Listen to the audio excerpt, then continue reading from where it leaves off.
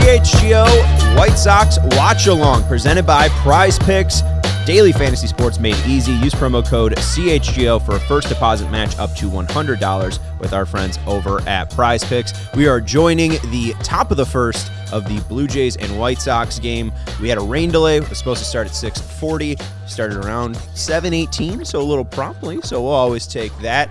It is Jake Woodford's White Sox debut, and it is starting off swimmingly. He gets to a 2-strike count and gives up a double to Davis Schneider. I'm Sean Anderson. You can follow me at Sean_W_Anderson.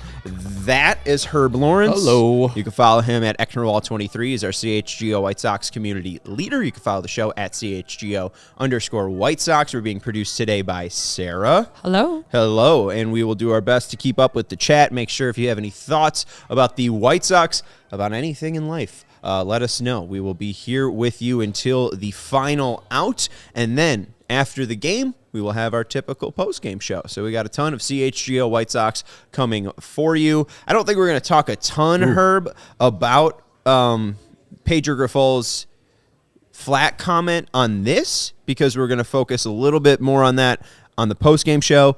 Nothing too serious that we need to get into, but Pedro did yesterday talk about doubling down. So we'll give you his reasoning that I think he probably should have given on Sunday instead of waiting until Monday, but we still have it nonetheless, so we'll let you know what he had to think. We also have some words from Nicky Lopez on what he took the meaning of flat to be, and then also Gavin Sheets and how he thought, maybe that shouldn't have gotten leaked out, and by leaked out, by his manager saying we were fucking flat. So I don't know if that was leaked out rather than sprayed out, but we'll talk about that more on the postgame show. No, I didn't swing. Yeah, and MLB Network covered it all day long, both on MLB Now and their other show in the afternoon where was the rundown. Uh-oh. KPW. He's got it. No, he's got it. Benny and Let's the Jets. Go. He turned it on. We were sitting in 147 yesterday down the third base line, and there was that homer in the ninth inning that made it 5-1. And Benny, I will say, for him being slower than ever, weaker than ever, lazier than ever, he does have some hops. I feel like he could dunk. No, that's not like a true leap, but yesterday was a better leap. He got, I remember being a kid, and hey, I was like 4'11". I remember those were very some menacing walls. I think yesterday's jump was pretty impressive by Benny. I think that Benny could dunk. No, maybe 9.5 rim. He's only like 5'10", and that's an 8-foot wall, which he barely got up to. So no, that again, like I said, that was more of a gallop jump.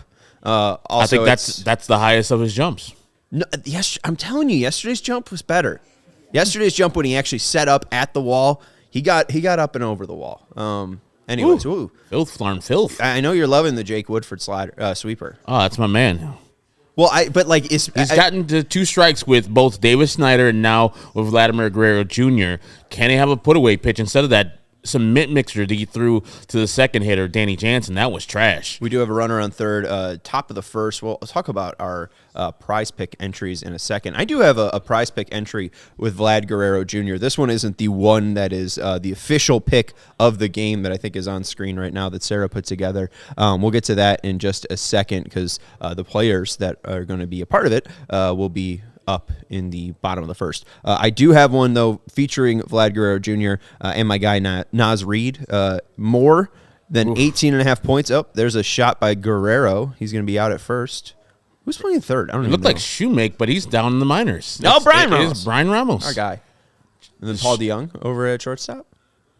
Yeah. So Ramos, I just look at the Sox. Right. I was like, the Sox look Shoemake-ish, but the dark skin looks Brian Ramos-ish. That's a nice tag team move there. Ramos doesn't make the actual catch, but knocks it over to DeYoung. knock the ball down. That's a decent play by Ramos. Good reaction to keep it in the infield. The infield was in, and it's a hot shot by Vlad Guerrero Jr. So it was a good job for him to keep it in front of him, and no runners in advance. That is the way you teach it right there. If you're not going to get the out itself or the catch itself, keep it inside and in front of you, and then Paul DeJong with the easy throw to second or to first. And get the second out. I don't think you know this, but you're a huge seam shifted weight guy.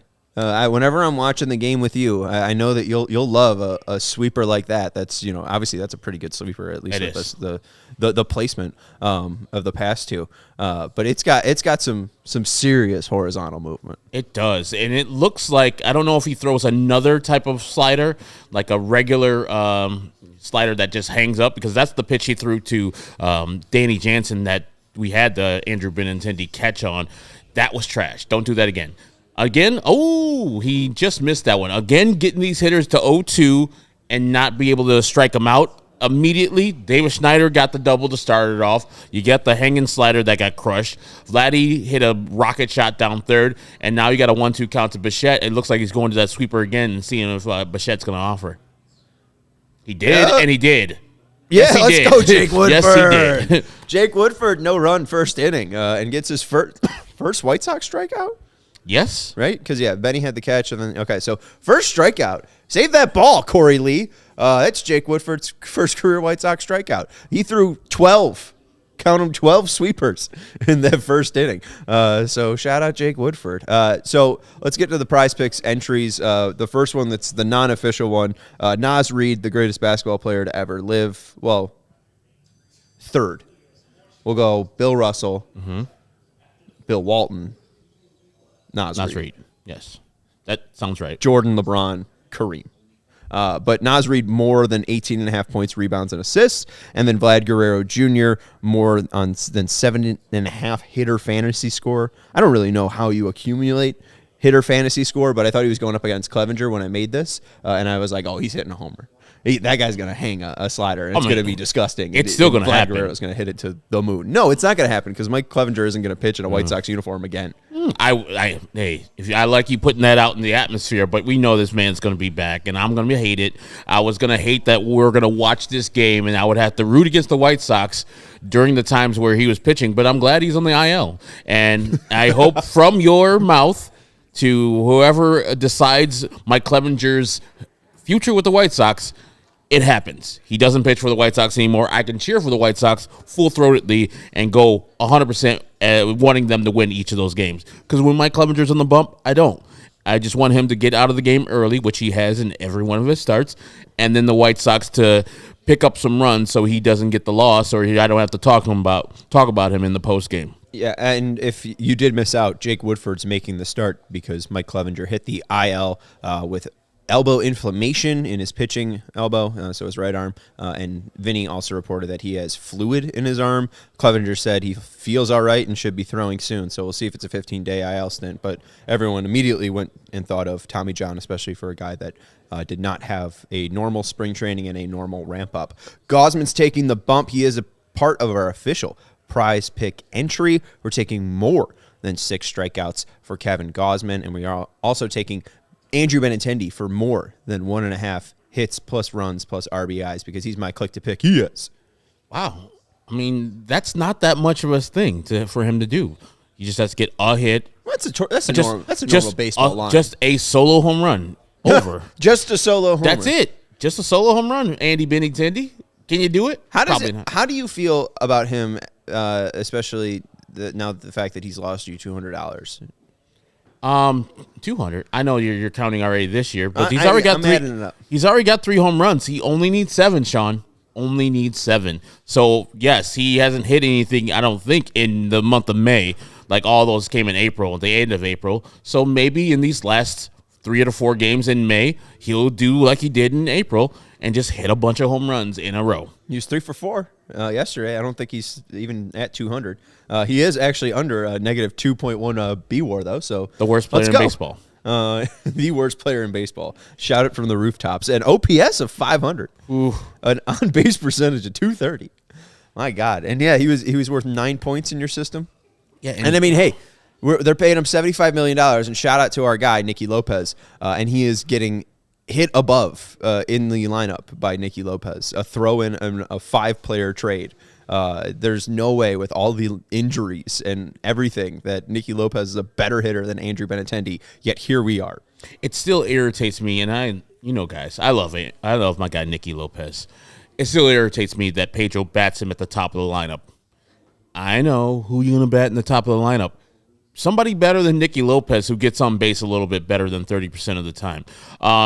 They don't have a lot of those. I mean, there's not a lot of those Corey guys. Lee, you have him. And I know they want to have him sitting down. And, of course, he gets a double right there. That's a triple, actually. Go. Let's put go, it on. Nicky. Put it on. Oh, that's Come on. a triple. Melky That's 100% Cabrera. a triple. George Springer's old. That's a Yeah. triple. That's an easy triple. He's standing up. Yeah. Get it in.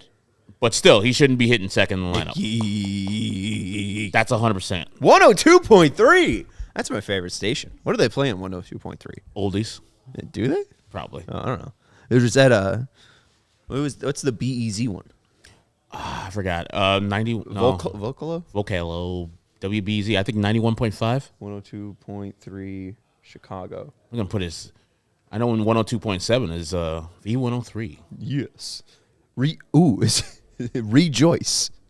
102.3. Jesus. WYCA. They're having a free event, Community Prostate Health Fair. Hey, man. Early look at them detection out saves here lives. doing things. So Nicky Lopez is on third base. There's one out. Kevin Gausman is 7 pitches into the first inning. Gavin Sheets is up with the 242 average. Do you think he gets it done? Like, I was literally just about to ask you, is he driving in around Herb? Gausman has got that downward action on the splitter. I think he's going to get him to roll it over and just get it out on the infield, and he does not get the job done himself. Well, that's why I don't understand why he's throwing them low fastballs. Because, that's what Gavin should eat up. I mean, he's in a 2-0 count, but where are you going to throw a pitch? There's the splitter. There's a splitter. Now There's you're nowhere 3-0. close. I mean, they honestly just might be walking him. I know that, at this point, John was asking, we don't have the volume up. He's probably asking Steve, 3-0 go right here. I would always give my hitters 3-0 goes. Absolutely. Because, always. all you got to do is get the ball in the air. Yeah. Get a run. The White Sox don't get many runs. Get one run. Ball in air. I think they're walking him, though. They gave him the 3-0 go, but he just missed a 95 mile per hour fastball, forcing fastball right down pipe. That's a 94. So Okay. we're gonna say that he sucks, and we, even though Gav's our guy, we hate Gavin Sheets. And I think he's Hit going that to ball. I think he's going to throw a splitter right here since he got him Absolutely. to swing at the fastball there. He's probably going to throw some. That's forcing fastball. 94 missed the zone. Gavin with a good at bat. But as we know, that sets up the double play. So It does for Andy as Vaughn. Kevin Gausman's going with the principal and Breakfast Club. Yeah, he's getting the horns. horns. He's messing with the bull. He's getting the horns. Andy. This is going to be a double play. 196, 259, and 309. 4 home runs and 18 RBI on the season for Andrew Vaughn in his 4th season. I went to bat for this guy way too much. That's a big mistake in my But life. you actually had a comprehensive reason of why he should be better after his second. Oh, come my on. God. And there's the double play. See, this is the thing Kevin right Gausman here. gets out of it. This is the thing. The man just threw 5 pitches to the guy before that batter. 4 of them were not close to the plate. And the first pitch he sees from Kevin Gausman, knowing that Kevin Gausman has a filthy splitter, a downward action, trying to get you to roll over to the third baseman just like he did, Andrew Vaughn played right into his game. Take a pitch. Wait until something you could drive. Or if you know he does that, look for something low that you can elevate and swing under the ball so you can elevate it so you can drive in some runs. It's just a piss-poor effort and a piss-poor execution of what you're supposed to be doing right there. It's not just the average. It's how you're getting about this average that I'm getting pissed off about Andrew Vaughn and other players on this team. And we do have the chat open, so we will get to all of those comments, or at least whatever we want to give a shout out to. Kevin saying, nice shirt, Sean. R.I.P. Bill Walton. That's why I busted it out. Throw a shout out. And then B-Flow saying, oops, Sean. That, again, the worst mistake in my life was going to bat for this guy as much as I did. That and tweeting that Pedro Grifol made me cry in his opening day press conference.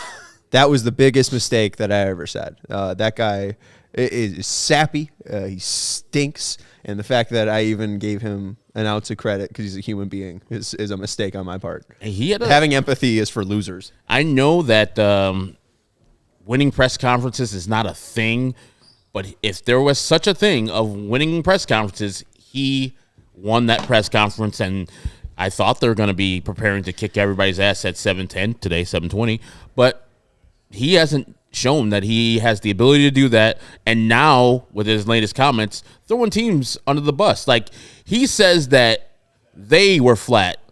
Don't you win and lose as a team? Don't you need to say, hey, we were flat? That won't happen again. That's on me because that's actually part of my job description to have my players ready to play. If I see they're flat, I get in that ass and I make sure they're not. Getting that ass, Herb. They're popping up. Angel Hernandez is calling it a career on NBC Sports Chicago. Do you think John Triffin's like, wow, what a legend?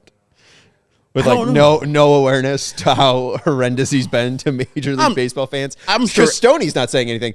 What a great career. Angel Hernandez. I'm sure a legend behind the plate. Including John, knows that Angel Hernandez was trash. Like, yesterday on Twitter was unanimous. There was not a person that was like, you know what, guys, I think you're being a little too harsh on Angel Hernandez. Everybody was throwing alley-oops, and everybody else was dunking on him. And so I'm sure that John was like, yeah, that man was garbage. You know how he goes hard on these umpires that give a bad call on the White Sox? Like, I don't know if Angel has necessarily had a bad call when his last game as a home plate umpire, at least, was the White Sox versus the Cleveland Guardians, a 3-2 win for the White Sox. And I think that was May 9th. And so I don't remember John going wild on Angel Hernandez because I don't remember Angel Hernandez having a egregious play in that one. But I'm sure he's not giving him credit for his horrendous career. Just a terrible career. KPW in the chat saying Justin Turner in the month of May has an average of 0.98. Just rounded out to he's Nicky 1,000 though. He is 1,000. I have a Varsho bet. He's at plus 450 for homering. He's got a 205 average, but I think he's got like 10 homers. He's got a lot of home runs this year. Last year struggled to bat. Always been good with the glove, even in his D-backs days. His what? His what days? His D-backs days. Oh, I thought he was a D-back. It sounds over here with my ears. Sounds like you're saying his D-bag days. Oh, like he was a douchebag. Yeah, I'm like, sure he probably is. You know, like he was doing this. Well, what's up with Gary's kid? Gary Varsho? Yeah, former Cub great. Named him after Darren Dalton, who is currently not with us. I was going to say Gary. I was going to say Gary Dalton. Rest in peace, Darren Dalton. But yeah, this guy's got a couple home runs this year. He's putting the bat to ball. I think he was the best fielder according to defensive run saved last year. Him and Fernando Tatis going away with it. So finally putting the bat to ball this year and becoming a complete player. Even though these Toronto Blue Jays, like when you look at this lineup, you're like they should hit a lot more than they do.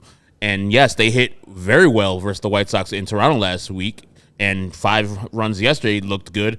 But otherwise, you can chat with KPW. This man says just bad. Even last year, they didn't really live up to the potential, especially that George Springer. My goodness, what a wasted contract there. And to be fair, well, I mean, I'm fine with taking a stab. I mean, he's also not cheating, so that also will take down his stats.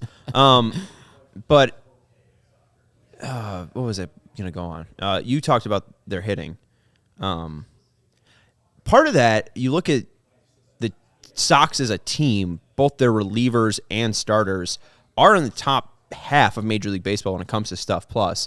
So I think you have to give the Sox a little bit of leeway there because 2 of those 4 games have Nastrini as a starter. Oh, yes. And what Nastrini, a play. yeah, nice cutter right there. Maybe Jake Woodford's good. My guy, Jake Woodford. Your guy, Jake Woodford. I don't know.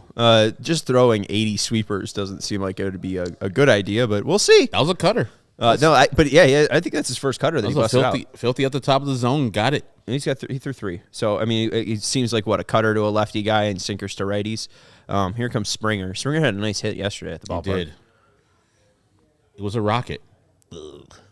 He just hung a sweeper, and that's how bad he's going today. That's the thing is he just throws so many sweepers. I mean, you're just going to get some of these cement mixers. Yeah, they are, and that was one of them. It was elevated in the zone, middle, and Springer just fouled it back weakly.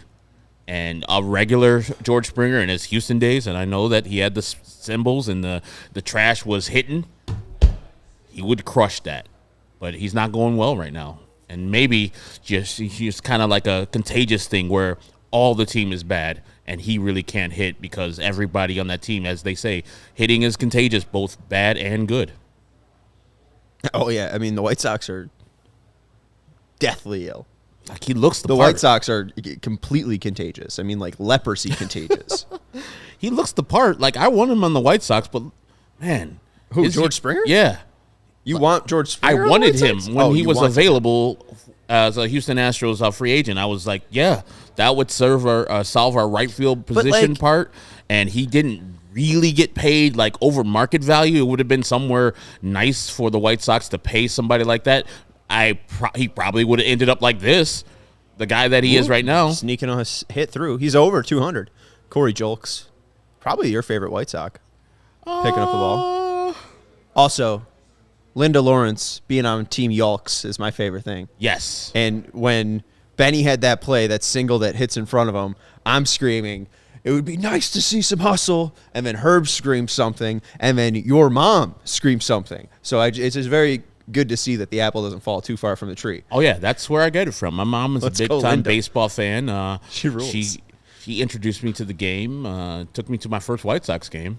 I was like 14, 15 years old. Hell yes. And, yeah, she was always at the game trying to, encourage me and other players on the team. And she would yell, and you would know it was my mom's voice, 100%. Yeah, I had the same thing with my dad, but it would not fondly. Yeah, he's going to Let's go 1-3. He's definitely going to give up at least 2-3 home runs today. Jake Woodford? Oh, my God. Hopefully one to Dalton Varsho. Oh, my God. These balls they're meatballs. And if he's only exclusively pretty much throwing sweepers, like you said, one will hang and one of these guys will put bat to ball and crush it over the fence. That's a generous. Call. I'll Angel take it. Hernandez is back. That meme. Angel Hernandez died in 2024. Whoever the home plate umpire is. Born 2024.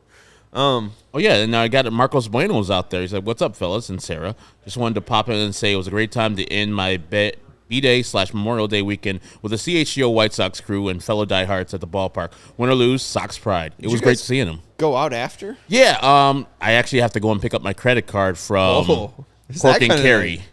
I just bought like 2 buckets of beer, and so I forgot before I left. We only had 30, 40 minutes there. And it was like 5 or 6 of us just enjoying some time and talking to each other. Nice. Yeah, good to talk. I think Marcos was there, Sam. I'm trying to think of other people. Timmy and his friend were there. It was good to see. Yeah, no, it was a fun time. And, I mean, we couldn't get better weather. I mean, there was that moments where the sun would peek out, and that was nice. Ooh, my There's Jesus. IKF just ripping a ball down the line. Yeah, I didn't know that he was 270 hitter scoring. good. He's got like 3 hits. Yeah, George Springer looks good. Yeah, he's Look fast. at him. He's running. Oh, he's 100% fast. See, I'd rather give him $75 million. He's got a batting average under 200, but at least he got some pop. He's got some speed. Like, I don't know. Noodle arm taking his time getting in there. That was that sweeper again. It was inside. You see IKF bring the hands in and crush right over the head of Brian Ramos. No chance to get it for himself. And then George Springer is picking him up and putting him down. And he knows, Benintendi can't even throw him out because he overthrew the cutoff man himself because Benintendi's bad at baseball. In the YouTube chat, and shout out to the YouTube chat, we do have 43 people watching. Make sure you're hitting that thumbs up button. I'm sure Sarah's throwing that in the chat as well. But Kelly Clarkson is beautiful, says, Herb, you're the best man. So thank you. I have been a best man a couple times. Thank you, Kelly Clarkson. Is beautiful. It's not Kelly Clarkson. Oh, Kelly Clarkson is beautiful. I agree with Kelly Clarkson is beautiful. That Kelly Clarkson is beautiful. One of my favorite idols. You saw Schriffen on the street? I didn't see Schriffen on the Alejandro street. did? My back was towards Cork and Carry's bar entrance, and I was talking to somebody. I think it was Alejandro or Marcos, and one of them's like, oh, is that John Schriffen? And by the time I looked back, he was already past me. He had walked right past Cork and Carry, past us, and I don't know if he had headphones on, but I don't know if one of the guys had said, hey, John, or something like that, because, if he was on the street, I was going to talk to him if I would have saw him. Yeah. Well, and if he saw you, he would have come up and asked for your autograph. He's a big fan. He's a big fan of your walk. I'm a big fan of his, too. But, John, he just apparently either lives in that neighborhood or parks around there because he just walked past Turtles and Cork and Carry, and probably was talking to people and having a good time after the game. He seems like a nice enough guy, and I want people to understand I'm not against John Triffin, but some of the things that he has done I don't agree with, and I don't have to. I'm not anti-John Triffin. I want him to win. As a fellow brother, I'm not going to be taking another brother's job down. I just want him to be the best he can be, and I think he's well on his way to that as long as he keeps his head on straight and not resort to the name call. I know it gets a little tough every once in a while when people are talking about you on a sports talk radio show, but that's their job. Don't jump in the mud with them because they have way more experience, and they're going to win it. Yeah, I think Jay Hood just said it the best is, we don't know why this guy has a chip on his shoulder. So, I mean, it would just be nice to learn a little bit more about him. I know Chicago Reader or just Chicago.com? No, I think the Chicago Reader did the profile on him. And he talked a little bit about, drinking a little bit too much in college and how he went through that. So, I mean, there's a little bit of personality and there's a little bit of personal struggle. Just it'd be nice to get to know who I'm hearing every night. We knew who Jason was. It was very easy to just yeah, I mean, attached to Jason. I know you actually knew him, but yeah, and it's yeah, I know people like, well, you guys just love Jason Dunn, giving this guy a chance. Like, I was open to giving anybody a chance, and I'm still open to giving John Triffin a chance. It's not because Jason left, which was a dumb move by the White Sox. No matter what people say, you don't let a guy like that go. Well, he left. Why did he leave?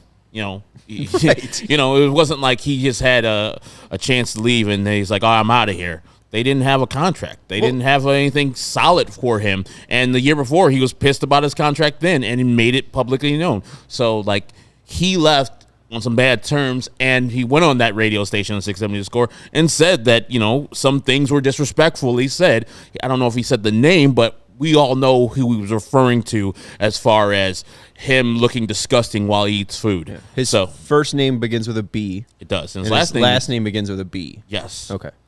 Yeah, so if Jason says that that's what was relayed to him or said to him, I'm believing Jason, and I would feel disrespected too if somebody said, you eating on food looks disgusting, and taking it, and I will take it in the fashion that it was delivered in, and it was a bad fashion it was delivered in by that guy. He should apologize and should never have lost the guy. Now, for Triffin, this is a whole year where he needs to ingratiate himself, which he has been doing. Going to the Chicago Sports Bums Whiskey at Comiskey multiple times, talking to fans, shaking hands, kissing babies, doing all the good stuff to get himself having and being an endearing character for White Sox fans. And that's why you see, like, if you have people who are talking badly about Triffin, there's other people like pushing back, like, hey, man, I met the guy. He's a genuine guy. Give him a chance, et cetera, et cetera. And that's a good thing that Triffin's doing. Oh, my Jesus. There's, again, a cutter up. And David Schneider. It didn't go up. A second double of the game. 1 run score. 2 run? 2 runs will score. I mean, look at that weak-ass throw.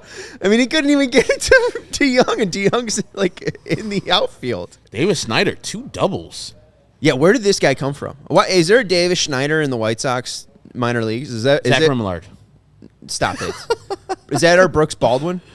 Yeah. I mean, he's got to get a beautiful mustache. Love like that. The glasses. Love the no batting gloves. Love the mustache. Very creative player. Like, I'm telling you, I'm gonna make a 5'5" power hitting second baseman who go play the outfield. Look at Danny Jansen, who's up right now, and tell me he doesn't look exactly like former White Sox great Brett Lawrie. Yeah, I 100% like when they go with the right here, when the glasses, the eye black underneath, the little mustache. If he was just a little more intense, like the mustache Brett Lawrie didn't have, but if he was a little more intense and pissed off, I'm like, oh my God, that's Brett Lawrie. Did Lawrie wear eye black? Also, it's 3-0. Oh yeah. If you're not watching the actual game, I think you runner on second. I'm pretty sure he wore eye black.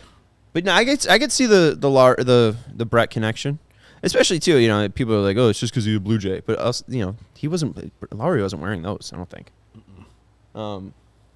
Teresi E. saying Schneider came straight from 1977. Absolutely. Porn.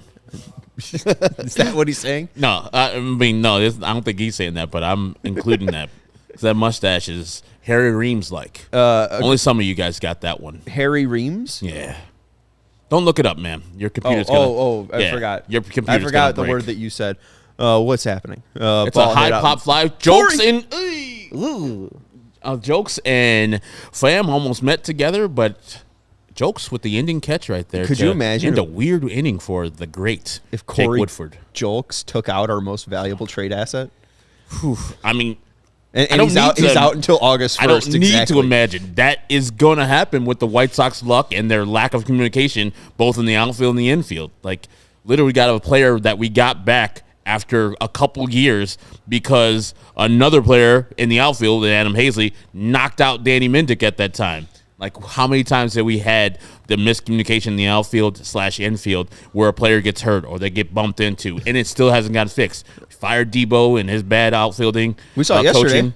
Yeah. I mean, Benintendi and DeYoung are charging in on a ball that's popped up that's in the outfield, and again, it's just Benintendi not being strong enough and calling him off. And I brought it up. Deloach in Toronto did that. He actually called off, and I don't know if it's Nicky being younger than Paul DeYoung and having better hearing. Like literally, Deloach is screaming, "I got it." There's a runner on third. Lopez clears out. There's not an issue. And Deloach has the better option to actually throw home because he's taking all of his momentum forward. There's DeYoung and Benintendi, and obviously it's a loud stadium and I can't hear them, but there's not a reaction or a quick enough reaction to where those guys are calling one another off. And we really just saw that again there. Yeah. And I don't know if it's maybe Tommy not trusting Corey, but it's not cleaned up. And it's like you said, it's not Darryl Lawson. We can't blame the boogeyman anymore. Nope, not anymore. The boogeyman got fired. I hope they just fix it. I mean, ultimately, it was just two ships passing in a night where nothing really happened, but they're way too close for my liking at the end of the day. And we know this is going to happen again where they're not communicating correctly, and they're showing the highlights of Luis Robert Jr.'s big-time pop fly that he hit for a home run. So that home run at a 41-degree launch angle and a 99-mile-per-hour exit velocity. Our guy Zach Deloach had like a 107 single. Like, that is a Charlotte special. And the fact that it went to the upper deck is just like, okay, guys, that upper deck probably should have been put a lot further and a lot higher. That's what they talk about when they say that place is a bandbox. He hit a pop fly that went out. Well, and I'm liking that.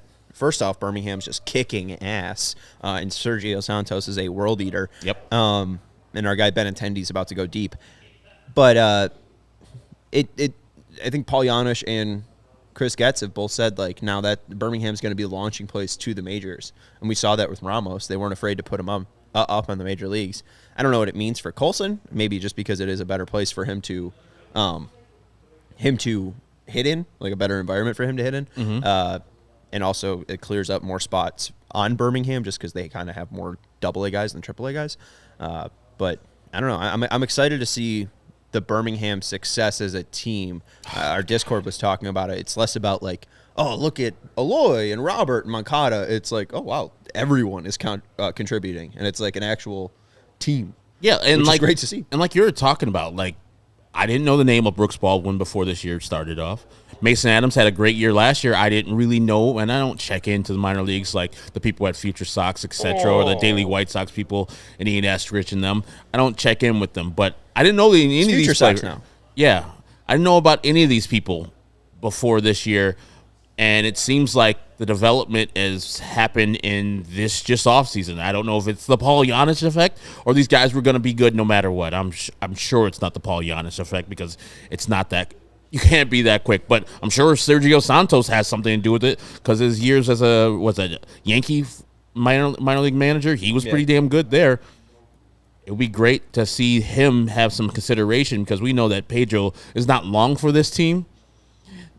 When they name a new manager and give a fresh year, like next year, if they just say, hey, Pedro, it's been real, time to go somewhere else, and they buy out his last year's contract, give him his money, go out. I hope Sergio Santos is in the running for that job because it looks like he knows what he's doing managing. Yeah, it's probably pretty easy when you got 5 pretty decent starting pitchers doing well, but they didn't have 5 pretty good, decent pitchers last year. I don't know if he's saying something or the pitching coach is saying something or the Brian Bannister effect, but it's working down there in Birmingham. They're hitting home runs. They're getting on base. They're pitching their asses off. Yeah, good to have Drew Thorpe and Jairo Iriarte in the staff this year instead of not having them. And Skeletor, Noah Schultz. That helps. Yeah. And having Jake Eater, who was not doing that well with ERA wise, and But Kai when he's Busch. your worst start, when Eder's your worst starter, it's not bad. And Kai Busch doing what he's doing. So yeah, it's probably a little easier for him to do that, but you get the credit when things go right. So Sergio Santos is getting the credit of the team doing well down there in Birmingham. God, it's a quick out. 3-0. That was quick as hell. End of the second. Hey, we have a rain delay to make up for. White Sox have dinner plans. So the Pedro stuff that we'll get to in post game, I'll talk a little bit about it now because we just brought up the manager stuff. Josh Nelson of Sox Machine has brought up the countdown to midnight, or the countdown to midnight being set to 5 for Pedro Grifol. So, I think he's thinking that maybe even after the Milwaukee trip, he gets canned or something along those lines. Like, he does think that, especially after the comment that we were fucking flat on Sunday, means that Pedro's time is coming. I don't believe at all that they're going to fire a guy midseason. I 100% believe Joe Colley's reporting where Jerry's like, I would have fired him last year, but there's a reason why I didn't. I mean, you can afford that money. And that's the thing that's also annoying about Jason, too, is like you could afford paying an announcer the pay increase, especially when he is as good as he is. Yep. And Schriffin's not bad. I think he's got a pretty high floor, low ceiling. I don't think he's ever going to wow me, but he's fine. I think he can blend in well, and if you want to mute him, you can mute him. But big moments, I think he's really good. That home run call he did for Benintendi, the only problem I had was the haters comment, but everything else was really good. It was really, really solid. He gets up for those big moments. The Corey Jokes catch in New York where he robbed the home run, good call. Big moments he understands. I just think he needs more baseball play-by-play experience, and which he's getting right now, and having Steve Stone on his side is a great thing for him to have. It's like kind of like Caleb Williams coming into the Bears situation. There's no better analyst you want to have than Steve Stone when you're doing your first Major League Baseball play-by-play job. So he'll learn throughout this year, and I hope he sticks with us. I hope he goes through this whole bad year and then comes out better on the other side. If you are listening tonight and you are drinking with us, whether it be a Leinenkugel or maybe you're taking shots, a little drinking game for you. Anytime that John Schriffen says the legend Steve Stone, and you're right, hey, put him with the legend Steve Stone. But the way that he just says the legend Steve Stone every time he goes to the legend Steve Stone is kind of driving me out of my mind when he brings up the legend Steve Stone. So one note there. He's a legend, though. Steve Stone. Cy Young Award winner. If you kept saying 1980 Cy Young Award winner, like then I'd be fine with it. But it's just the legend Steve Stone. I mean, and I know this is a Sox broadcast, but when we did the Cubs on the Score, every time he would announce him, he would say, "Here with All-Star Ron Coomer." That's funny. Because why was Ron Coomer an All-Star? Look at the year that he was an All-Star, and look at the final. Suck. Oh my God! No, yes, I love Coom. No, but Great Ron guy. Coomer should not be an All-Star. He shouldn't have been an All-Star that year. I think it's more Pat saying that in jest. Yeah, I think it's All-Star, like giving him Gold a Glover Andrew Benintendi. Like that's what I'd say. With the All-Star, Ron Coomer. Ron Coomer. Here comes another sweeper. Yes, he did, and they're not hitting it. Why? Keep throwing it if they're not hitting it. Stay in. Oh, God! It did. Get there, Andrew. But neither of them are calling off one another. Andrew. They both want one another to make the play. And I don't they know don't if want Steve is that saying shit. this, but it's Andrew Vaughn's ball. You go to the wall and then adjust otherwise. It's a hard catch right there for Corey Lee to have, where he's looking up and he has to have his catcher's helmet in his hand to throw it away when he's ready to catch the ball. But that's on Andrew Vaughn to come in. Maybe he's not making it, but it looked like he was right there. You just got to sprint to that ball, find it, adjust otherwise, and then catch the ball. But we've seen him on balls hit out of bounds and in foul territory where he struggles on them, especially if they're over the shoulder. Like the Jose Abreu used to make that like really easy. Andrew Vaughn is not that guy. But they're going to here's the sweeper again. Yeah, no, I mean, it's just because he's flailing out of the zone to hit it. I mean, just keep throwing the sweeper because Vladdy is not laying off of it. He's only got 5 home runs this year. How disappointing. Yeah, I know the stat. Oh, hey. And look, why would you go to the sinker? And they got the game that he's on the cover for, MLB The Show 24. Every time I turned that game on, I was like, ugh. Vladdy's so terrible at this game. I'm so terrible at baseball. He's hitting well, but he's not hitting for power. He's not the Vladito that we. Oh my Jesus, that's such crushed. a trash pitch. Yeah, right at it. But it's an atom ball. Oh, is that why it's you? Like you all keep saying that, and then I always think ADAM Oh, or no. ATOM Yeah. Atom Ball. Yeah. Atom Yeah. because it's right Atom. Okay. No, I'm so broke that I'm still playing MLB The Show 20. So Javi Baez in a Cubs uniform keeps popping up. It's like, man, I remember when you were good. You look like you were about to make all the money in the world, and then you did. He did. You stopped playing baseball. Enjoying that money in Detroit. It's going long in Detroit, too. I'm sure the Tiger fans and the faithful do not like him at all. I heard and that's why when he comes here again, stop booing that man. He plays up to that. If you just ignore him, he'll play like Javi Baez plays every day. Once you give him a little juice and little, hey, I hate you, he's like, yeah, this is my atmosphere. I want to play here. I want to hit a home run or a double or win the game and a walk-off on my Tigers debut against Liam Hendricks. Like, he gets hyped for the White Sox games, especially here at Guarantee Rate. I can see Jake Woodford's pockets. These uniforms are disgusting. Jake Woodford, bullpen arm? He's got a really good sweeper. I like this sweeper. He doesn't throw called fast. that, right? It sits around 91. Yeah, but I called that. could he crank it up to 94? Because he's got the sinker to righties, the sinker sweeper to righties, and then he's got the cutter that's been pretty decent to lefties. I mean, lefties and righties hit him both pretty well in his career, but if he can get some juice on those pitches, Yeah, I mean, just maybe. was he throwing 91 on his fastball? Yeah, That's low. That's probably why he throws a lot of sweepers. around 92. But I mean, you put him in a bullpen and have him throw 20 pitches. Could he get up to 94? Catch this, Corey. Corey. All right, that's easy inning. There's your guy, KPW. I think Corey Julks is becoming Justin our guy. Turner. Are we buying so what Nike Vapor Premier jersey are we buying on clearance? Is it going to be Danny Mendick's return jersey? Is it going to be Corey Julks? All-Star Corey Lee? I forgot who pointed it out, but you know they have the garage sale every year, and these jerseys will be one and done. So the White Sox wear these jerseys this year, and every other team in Major League Baseball wears these jerseys this year. Next year's garage sale, when these jerseys are available, you got to go and get them because they're going to be a collector's item because of the one-and-done nature of these. They're going to be very valuable in years to come because it was the failure, and there's not going to be multiple versions of them. If you get the authentic version of the 2024 White Sox Corey Julks, you're going to have one of the rare versions of that jersey. Because next year, all the jerseys are going to be fixed. Yeah, but I don't think anyone wants them. I mean, it's kind of like the rare. Remember when the NBA changed their basketball, and like all the players were like, "This is the worst fucking basketball I've ever used in my life." Like no one's ever looking for those balls. Like I don't think those are going to be rare basketballs. I'm telling you, these are going to be burned in a pile. There's going to be a collector's item.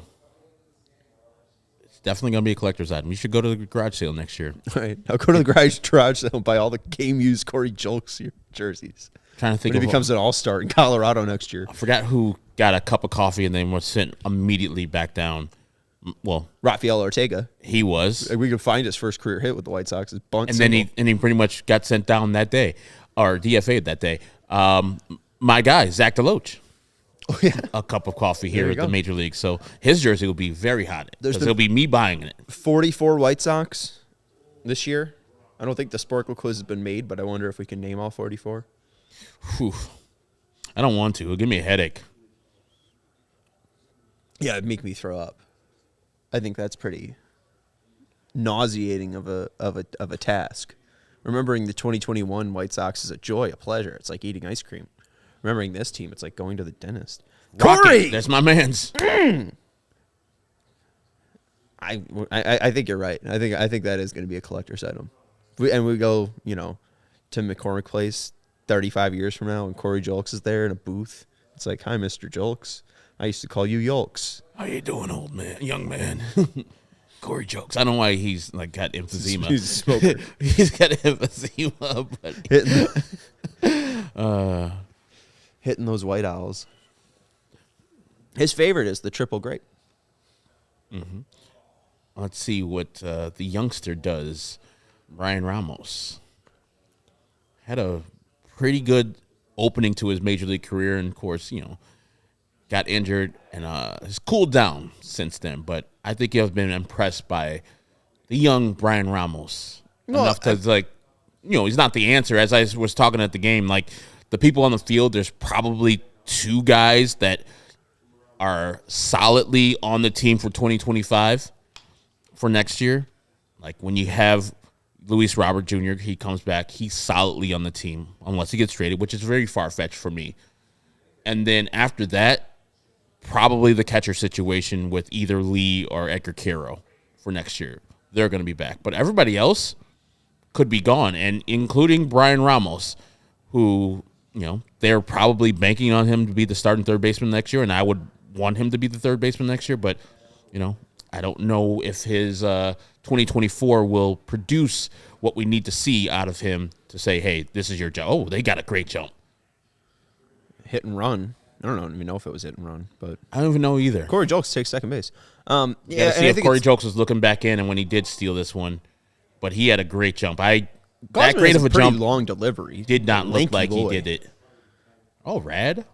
I had Rads on the radio once. Tark with 2 homers.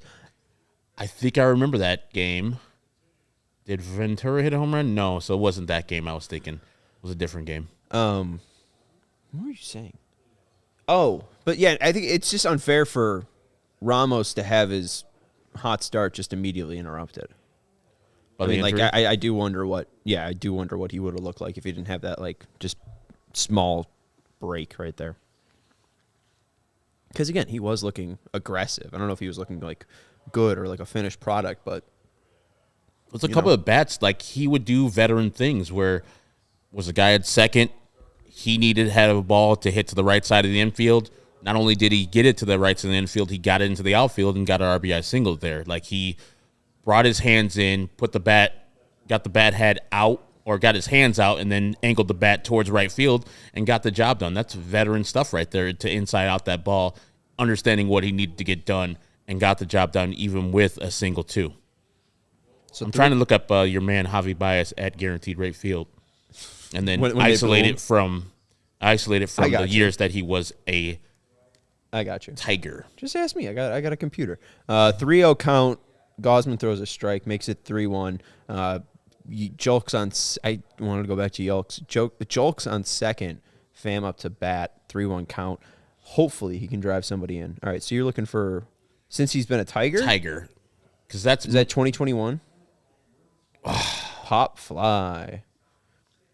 Don't run into Bo Bichette. No, I think it was 22 was his first year as a Tiger.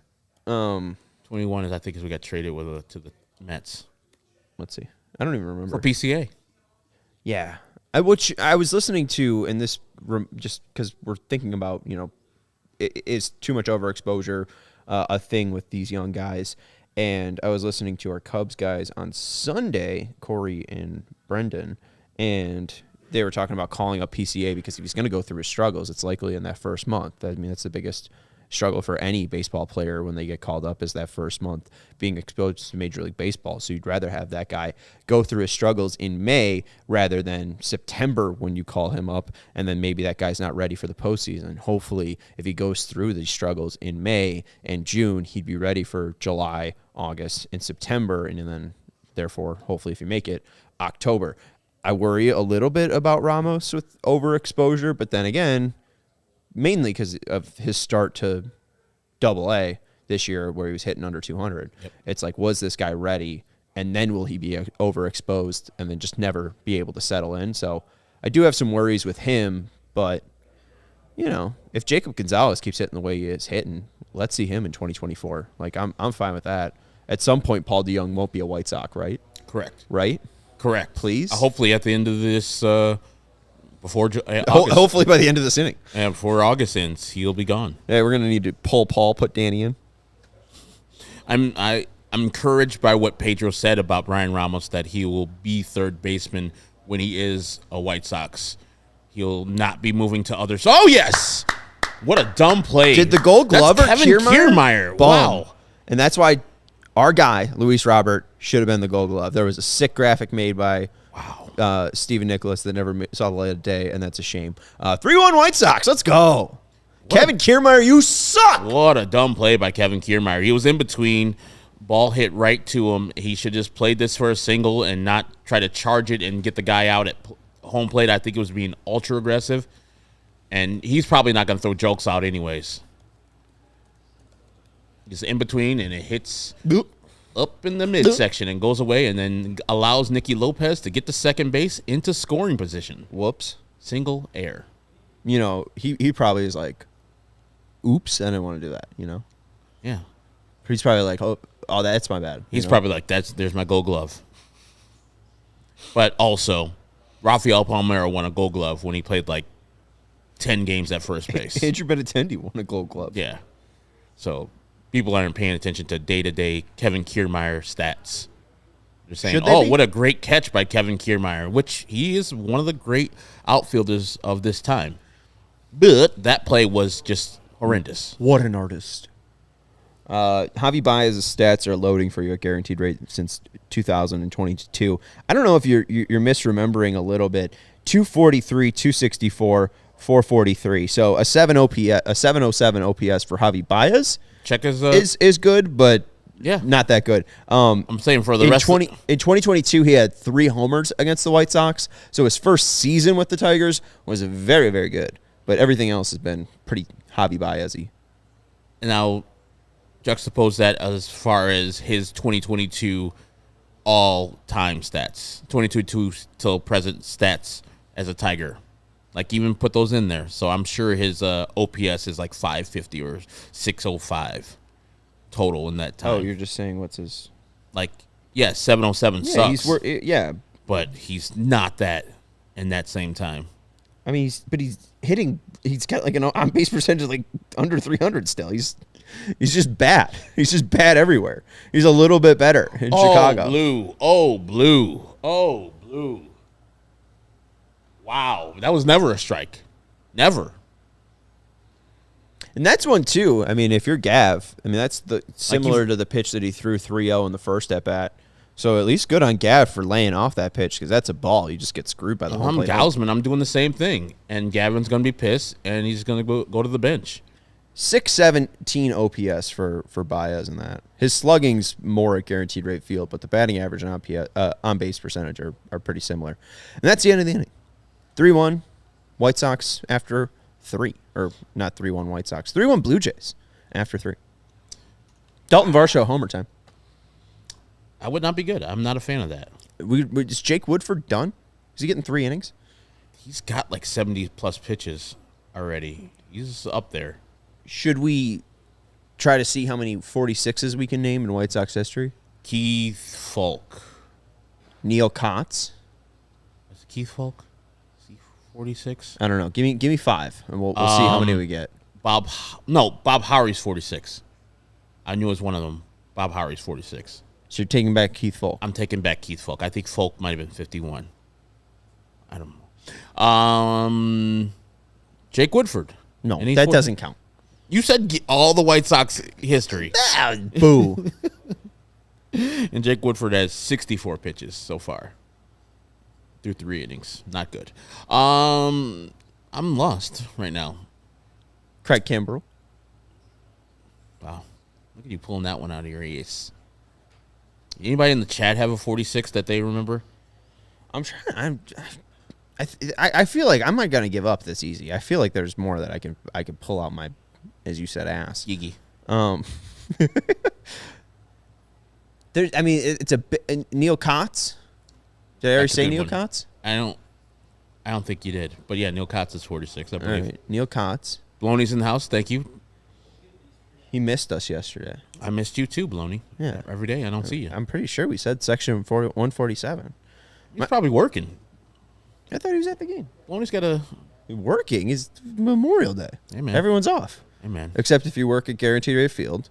Except if you work at Turtles, which that place was open. Unless you work on the CTA.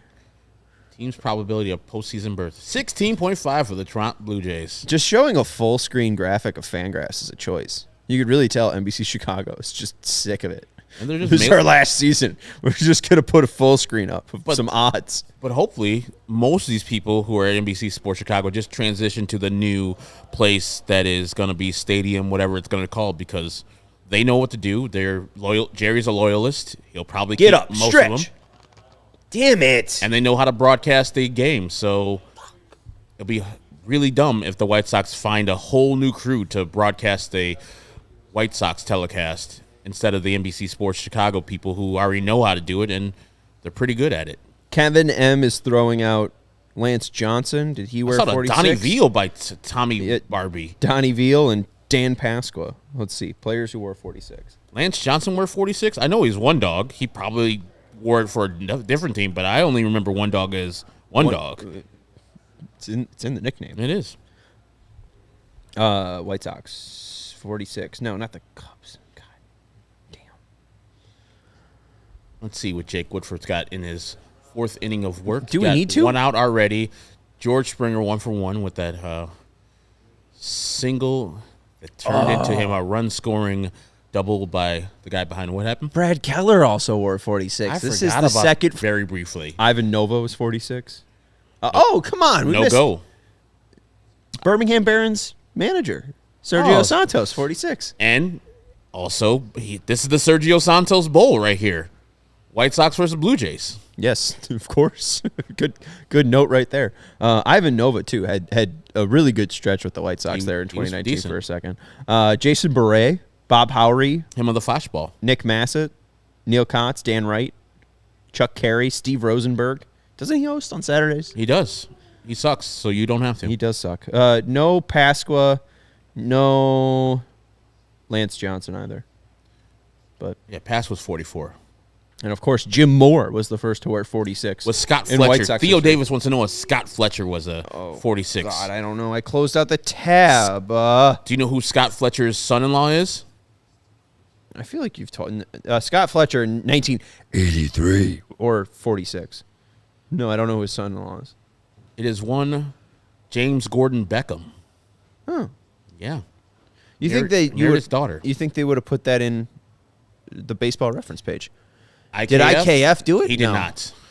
I groaned at that Varsho one because I have a Varsho homer bet. So the fact that he hit one pretty well but pulled it to the deepest part of the field just sucks. All right, we got a calming down of Jake Woodford. He settled in. He had a good third inning. Now his fourth inning looks promising after he did walk. Can't get George Springer out, apparently. But, Why are you talking about this like Jake Woodford's a thing? hey, man. He's a fill-in. His ass ain't pitching again. You sure? Who else is going to – they going to bring John Cannon up, which I would be fine with. They probably should. Or Drew Thorpe. Chad Kuhl had 17 swings and misses in his night start today. I mean, hey, they paid Clevinger $4 million, so they're probably hoping and praying that after 15 Hell, days, if he finishes the he'll be fifth able to inning, throw. he'll be better than any Clevinger start this year. Any. Ain't that the truth? But Jake Woodford had a spring training. He was one of the 80 people on that spring training roster. No one told Mike Clevenger's bum ass to not sign. He could have signed with somebody else. He just didn't like the deals. Yeah, I bet there was a lot of great deals. Or he didn't get any deals until the White Sox came calling, which is why I have a problem with the White Sox signing him, because no one wants him. The point of getting him is to trade him, and if no one wants him, then you're just stuck with him and paying him money. Yeah, his job was to eat 16 innings up. Yeah. That's all he was paid for. Was what? I don't even know how to do math. He had 16 innings, gets paid $4 million, $7 million at the extension. How much million? A little. What is that? What, 16 About divided by 500K per inning. Yeah. That's pretty good. Not too bad of a takeaway. Probably more like 400. I ain't mad at him getting his money. I'm 50. just mad the White Sox are allowing him to get his money. Strike three, Jake Woodford. Hey, man, you keep Ace. on talking about my Ace. man Jake Woodford. He's out here Ace. dealing. He's sick. Dealing. He's sick. Jake Woodford for president. What's he doing in October? The White Sox ain't playing. Come November, Jake Woodford. He's not 35. He's 27. I'm sure, Jack asked earlier in the chat, our guy Jack, who we ended up meeting at the game yesterday, where did Jake Woodford come from? Never heard anybody mention Jake Woodford before. He was a Cardinal guy for 4 years or so. Not really impressive, again, because he doesn't have velocity. So I guess I wonder, like, what would he look like with some velocity? Doesn't seem like he has great control because, again, I mean, there's been some cement mixers. There's been some fat pitches, so. Yeah, through 4, he's not nasty. Given up 4 hits, 2 of them, a couple of them to Davis Schneider, both doubles. 3 runs, all earned, 2 walks, 3 strikeouts, 0 home runs. 77 pitches through 4 innings. Not bad. He can give you that last 5th inning, and if he can complete that without giving up another run or walking another player, I think that's a good start for Jake Woodford.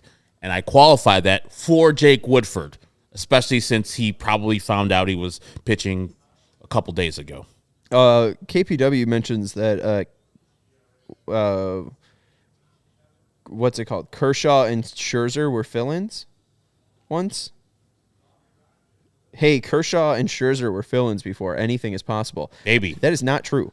Baby. In the Wikipedia page, on May 24th, 2008, the Dodgers bought Kershaw's minor league contract, and he was added to the active roster. Sports writer Tony Jackson called Kershaw's debut the most anticipated start by a Dodgers pitcher since Hideo Nomo's MLB debut in the 1995 season. Maybe it's being Is facetious. Jake Woodford the most anticipated White Sox start since Michael Kopech in 2019? I think he was being facetious. Who, Tony Jackson? KPW. Oh, okay. My bad. I'm being facetious, too, as I just learned what that word meant. Hey, Vinny's out of the ballpark today. Campfire Milkshake. We did get a review from... Melissa. Oh, yeah, Melissa had it, and then also Brandon and Sophie had it. They said it tasted like Nesquik. It was fine, but they also said what I thought. It's like, I'm never looking to get a milkshake at a ballpark. Is he throwing out burgers dressed up as a burger? Yeah, I think it is the Burger Day that they're doing, which they didn't do last year when they had a player Jake named Burger who was doing well with the team. Stupid asses. But, like 3 games into the Jake Burger's experience down there in Miami, they're doing burger things already. Even though he's not doing well this year, but last year he was tearing the cover off the ball with the Miami Marlin. Nick Garr of Sox on 35th. Sox on 35th said he was down in Miami, and in the Miami airport they had Jake Burger King ads. So I mean, Miami was looking for anything, and here we are having Gavin Sheets and Andrew Benintendi throw hot dogs at people in the South Loop. KPW is clarifying. No, I meant the September 7, 2008 Diamondbacks and Dodgers original starters for the day where Greg Maddux and Randy Johnson were filled in by Scherzer and Kershaw. Oh, I did not know that. That's a fun fact. And that's pretty cool, having 2 Hall of Famers get filled in by 2 Hall of Famers. Jake Woodford and Mike Clevinger, though, not Hall of Famers. Respectfully. At their houses. To Jake Woodford. Probably. Oh, not Clevinger. Woodford. Yeah. I was about to say, bit your tongue right away on that one. Yeah, he's not a Hall of Famer anywhere.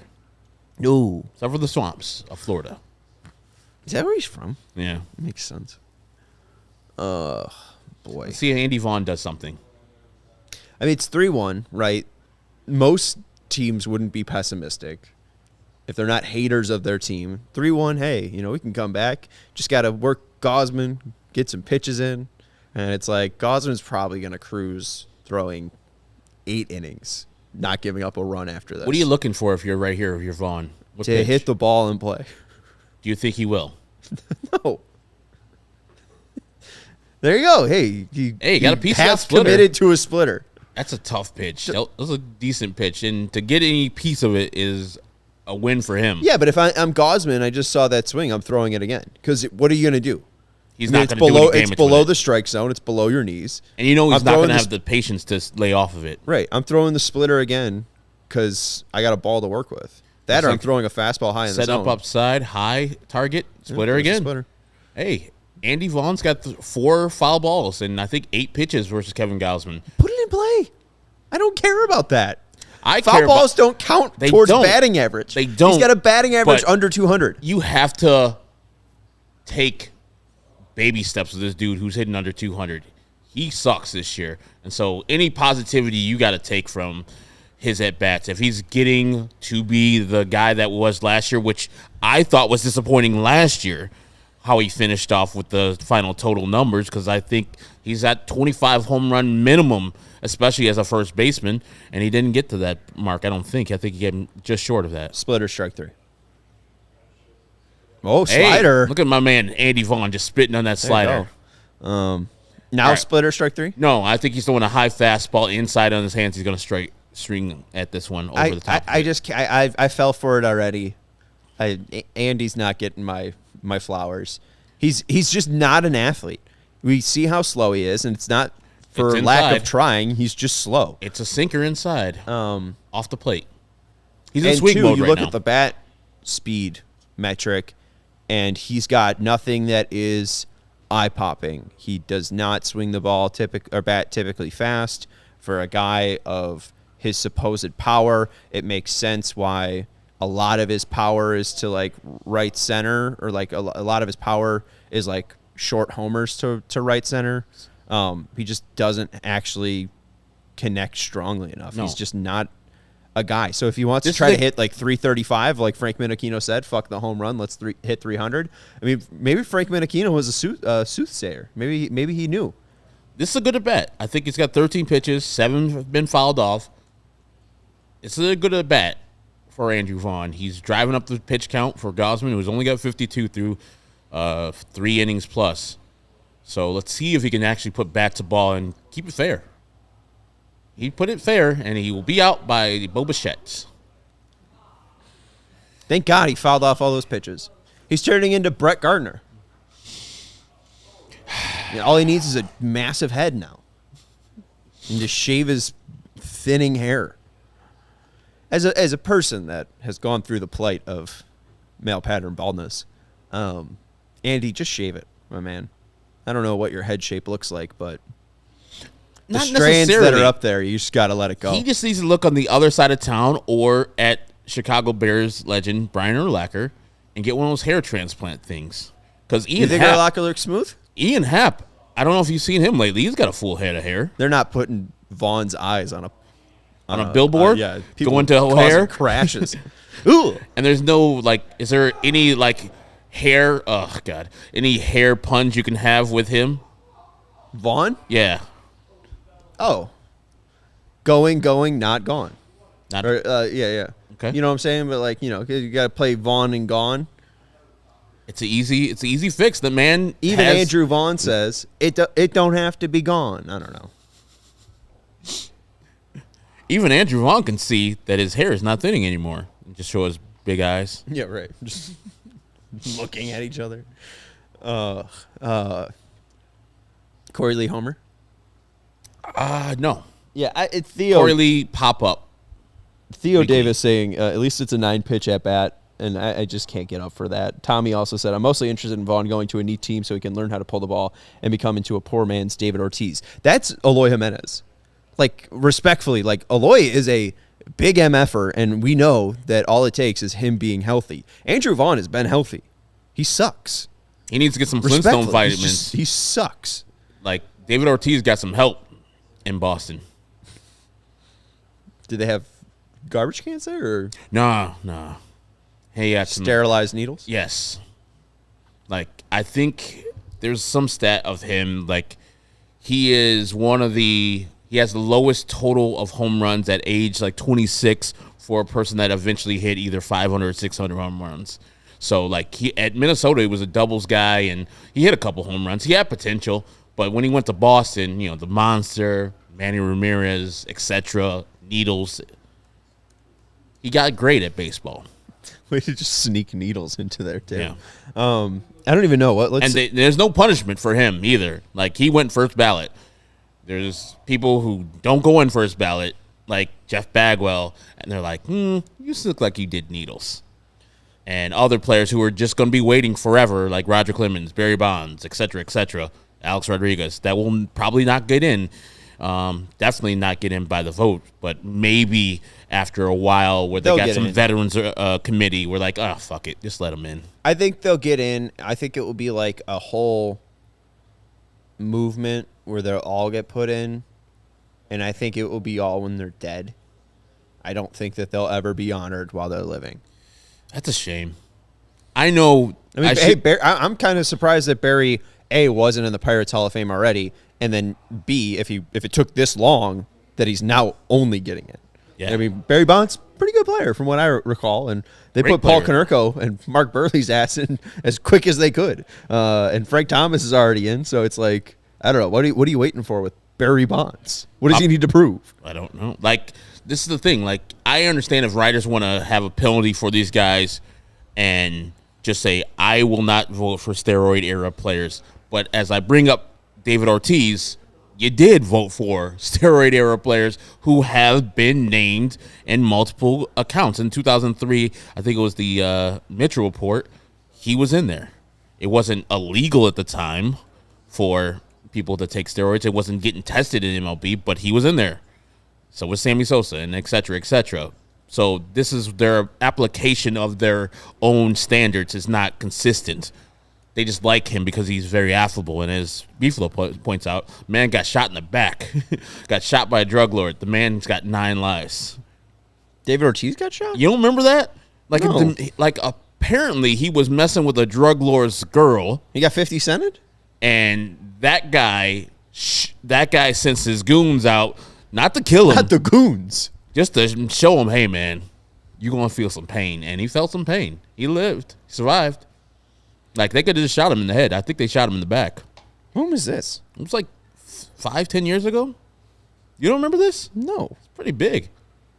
Yeah. All right, David. I mean, cool. Yeah. Stop fucking with other people's women. That's what I always say. Especially drug lords. That's why I don't mess with them. You drug lords or women? Both. Oh, God. Look at my guy, Woodford. I see. You're saying your guy Woodford, and he's about to hang a slider to this 1970s I'm gonna find creative player. I'm going to find the actual thing. 2019 shooting. Approximately 8:50. June 9th, 2019, Ortiz was shot and severely wounded while at Dial Bar and Lounge in East Santo Domingo, Dominican Republic. Authorities stated that Ortiz was ambushed by a man who got off a motorcycle, shot him in the back. According to Ortiz spokesman, Ortiz underwent a 6-hour operation, performed 3 local surgeons, blah, blah, blah, blah, blah. He had intestines were hurt, his colon was hurt, his gallbladder was gone, his liver damaged. And Yoel Lopez, a Dominican TV host who was with Ortiz, was also wounded in the leg during the shooting. Oh, no. This is how you know it's serious, though. On June 9th, it's when it was announced. And then by July 29th, they have arrested 14 suspects. Oh. So they got on it. Oh, yeah. David Ortiz is royalty down there, Boston. Yeah, that's the wrong person to shoot. Hey, and Sarah said, Southside Stand Up, don't forget to tune into our post-game show after the game. The easiest way to support us is to smash that like button. We appreciate everyone commenting. If you do have any thoughts, hit us up in the comments, and we'll try to get to it as well. Just make sure to type @Sean, and it'll pop up and highlight, so I'll be able to see it if you do want me to share it on air. Jake Woodford, your guy, striking out Davis Schneider. So there you go. As White Sox Times points out, and I've pointed out on a couple shows, Tommy Pham has got stabbed, not just once, twice. He got stabbed by his stepfather in an argument, and he got stabbed outside of a San Diego strip joint. Yeah. Yeah. That's why I stay home and just watch Interior Design Masters. Or just go to Vegas where he's the big shooter. A Big high dog. roller. Yeah. A big dog in Vegas. He's got lines of credit there. I mean, if you got lines of credit and they like you at casinos, you can get protection, so you won't get stabbed. Mm-hmm. Danny Jansen rips one. There's your guy, Jake Woodford, giving up 100-mile-per-hour exit velocities. As long as it stays in the ballpark, I'm fine with it. Tim Elko hit another homer. Do we think that they'll switch him with Vaughn? I don't think Tim Elko will ever make the Major League roster. That's it. There goes. He falls out short of Mike Clevinger's season high of 4 2/3 outing, which he did the last 3 times he pitched. All it's right. Justin Anderson time. So, Brian Anderson, Justin Anderson, Tim Anderson. Yes. Which jersey for me would be the funniest to own? Because Tim obviously makes Brian sense. Anderson, because you barely saw him play. Yeah, but he's got a highlight. I mean, we've barely seen Justin Anderson play. Yeah, but At least Brian Anderson will be memorized, and when they do that timeline lore, 2008, he'll have the dive and catch that they'll put in the highlight package. I think he is currently a Northwestern coach. That sounds right. Yeah, baseball coach for Brian Anderson, the Arizona product. Yeah, he was looked like the greatest American hero when he was playing. The curly locks, the great catching. Too bad he wasn't like the guy that we thought he would be, because I remember his hype was extreme. Like in 2005, everybody's like, oh, watch out, Brian Anderson's coming. That's why I think mostly why Aaron Rowan was expendable, and that's why they traded him for Jim Thome to come back here, because Brian Anderson was coming. First rounder. Yeah. Brian Anderson, 15th pick. I kind of remember Brian Anderson. Again, I just remember the 2008 catch. He was, like, I think he was the guy who hit the pop fly that scored A.J. Przinsky, which in turn turned Michael Barrett into a dickhead and punching A.J. in the face. So I think that was Brian Anderson who hit that pop fly. That turned Michael Barrett into a dickhead? Yeah. That was that was it. Yeah, that's his origin story. Yeah. He became an evil villain Oh after my that. God. Like, Michael Barrett was America's sweetheart, and then Brian Anderson's pop fly turned him into a villain. he did that, and then I think either before or after that, he challenged Big Z to a fight, which I think he lost big time, because if you've ever been around Carlos Zambrano, and I've been around these players, I think I have big hands. I know I'm not a tall person, but meeting that guy, he's a monster of a human. And I've met Michael Barrett. He's not a monster of a human. To actually challenge Big Z to a fight, who I think likes fighting, was a dumbass move. Even AJ is bigger than him, and he had him all wrapped up, so that's why AJ couldn't really fight back. But Scotty Podsednik was right there tackling his punk ass immediately. That's a pretty good strategy in a fight. Just hug a guy, so that way he Can't get his arms extended. can't move his arms. But They then should you just get do those that in people boxing. who do the headbutt to your face. AJ would have done that. Yeah. Those people are crazy. God, look how disappointing. Those numbers look fine if you're just some other regular dude, but this guy was supposed to be a top-of-the-league guy. Well, he was. Like MVP. Yeah, he was. And now he's just falling off the table. Again, but there's a Guerrero Jr. falling off the table, and there's an Andrew Vaughn falling off the table. I mean, at least Guerrero was serviceable. Oh, yeah. Guerrero, he's hitting the ball. Yeah, I mean, you'd at least give him a shot to be a DH. He's not with power. I mean, you wouldn't think that you put him in Colorado and he's not hitting 50 homers. I know somebody's gonna pay him a lot of money when he's free. Is it this year that he's free? I think it's next year. I think him and Bo Was Shed the same year? Yeah, somebody's gonna give him a lot of money. It only takes one to think that, hey, this guy was this, that, and the other when he was younger. He's only probably gonna be 28, 29 when he's free. Arb next year, 27. It's gonna be 27 when he's free. Yep. Oh, definitely. He's gonna rob the bank.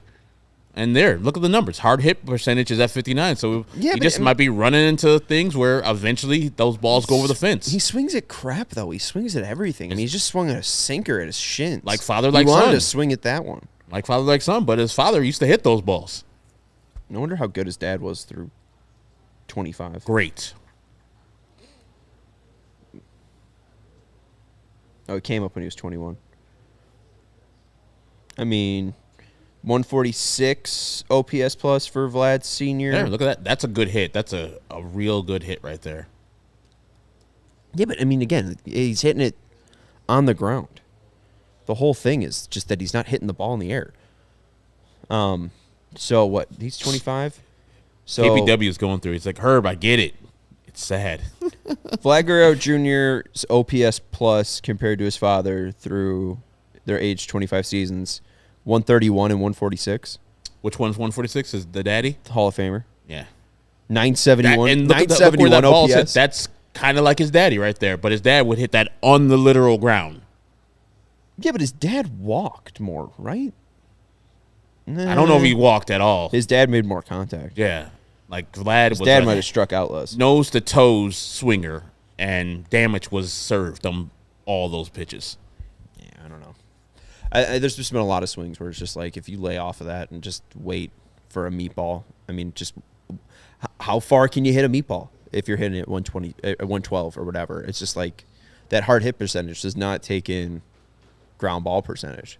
So that's why Eloy, too. That's why I think Eloy is very much like that David Ortiz thing, because that dude swings the bat fast every single time. And he's a 6'4" donkey. But he's increased his ground ball rate this year, where we complained about it last year. It's like around the same spot. It's like 54% this year. Last year was like 52. I mean, yeah, but I mean, it's in a less sample. So like if he got more time, and also he had the start and stop, like I do wonder, like if he didn't have the 2 injuries, where his ground ball percent rate was, because he had the Did he get him? Good. No, let's go. No, he missed him. I think he tagged him. They're calling him safe at second. Yeah, come on, Nick. He missed did him. you sneak in a tag? No, he didn't. Those Italian curls. It's good thought. You're not getting Bichette. There's Bichette and Vlad swinging at that was not clear enough. Yeah, there's Bichette and Vlad just swinging at garbage. Yeah, I don't know if you're getting. Oh, he missed him by either a mile. Guerrero or Bichette if you throw it to second. Hey, at least Vlad's wearing the Jordan, the original Air Jordans for the Chicago trip. Mm-hmm. He didn't go out of baseline. He looked pretty standard. I think Pedro's asking if he tagged him, or if they can view view that. I'm telling you, I wonder if they can view if he's wondering, like, can I challenge if they went out of they baseline? Tagged him? No, if they tagged him. Oh, he didn't come close to tagging him. I don't know. Let's see. That is John Tampain. The John Tampain? It is. Let's see. Did he go into the? No, he looked like he didn't. No, he didn't deviate his water or beer. Sarah's I will asking. always take water. Sarah would always not Sarah. Herb would always take water. Here's 55-year-old Justin Turner. He's gonna pop it up. It's good to see, ageism get taken out of baseball. Like, what was on Toronto's bird? Like, yeah, we need this 85-year-old dude.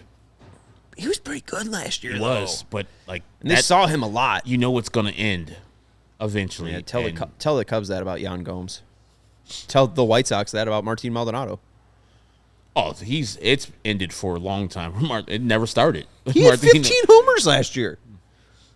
I would love 15 homers for Martin Maldonado. Was he got like 1 this year? Does he have 15 hits? I don't think so. I 100% don't think so. Thank you. Yeah, I think he probably has under 10. 7. Boom. 7 hits. So 15 homers last year, 69 hits, nice. Yeah, I mean, it's 64 and 64 in the years prior. So, I mean, he's better than ever last year. 191 average. What are you swinging at over there, brother? But if you're looking as a Toronto fan like KPW is, and you're like, well, how is this team under 500? And I know KPW probably knows this. It's because your 3, 4, and 5 hitters are swinging at dog shit pitches in the left. KPW said he had a 900 OPS in April. Turner? Yeah. There goes 200 OPS in May. I mean, he just swung at like literally 2 sliders in the literal left-handed batter's box. Yep. So I'm just not smart. I'm buying a Justin Anderson jersey, so it's written in stone. And as Herb said, it's more of an investment than an actual just like purchase. You don't even buy it. Go up. Like next year, just go out. They donate them. They donate Justin Anderson to the dead stock to the garage sale and buy your Justin Anderson uniform. My Sox summer, who won't make the Florida White Sox shirt again, would probably be beating me there and buying up all the Justin Anderson dead stock jerseys. So, that's just that. It's unfair. The guy has an eBay store to run, so I can't get in the way of a man's business. I told him I was going to steal the shirt, and he threatened my life. So. Florida White Sox one? Yeah, he threatened my life. So that's who you're dealing with. My Sox summers. The underbelly. He's serious about his stuff, as he should be. Beefalo saying we'll get My Sox summer to make the Florida White Sox shirt again. Again, I've heard that before. To be fair, I was in the 108, I think, in 2022, and I saw My Sox summer, and I told him, hey, I want the Florida White Sox shirt. I missed out on it, and he said we'll make it again. Be tuned. Usually around Black Friday, we have fun drops. Waiting on my shirt. I'd wear it proud. I'm just saying. Oh boy, you don't have any feelings. No, I seen those. Those are nice shirts. But like, we should be making those Nashville White Sox shirts soon. Stop. No. Well, if you're moving them, if you're Major League Baseball, do you just not make that a new franchise? Like, why do you take the White Sox? Like, the White Sox are a great franchise with a historic logo that sells a ton of merchandise. Like, why would you get rid of that?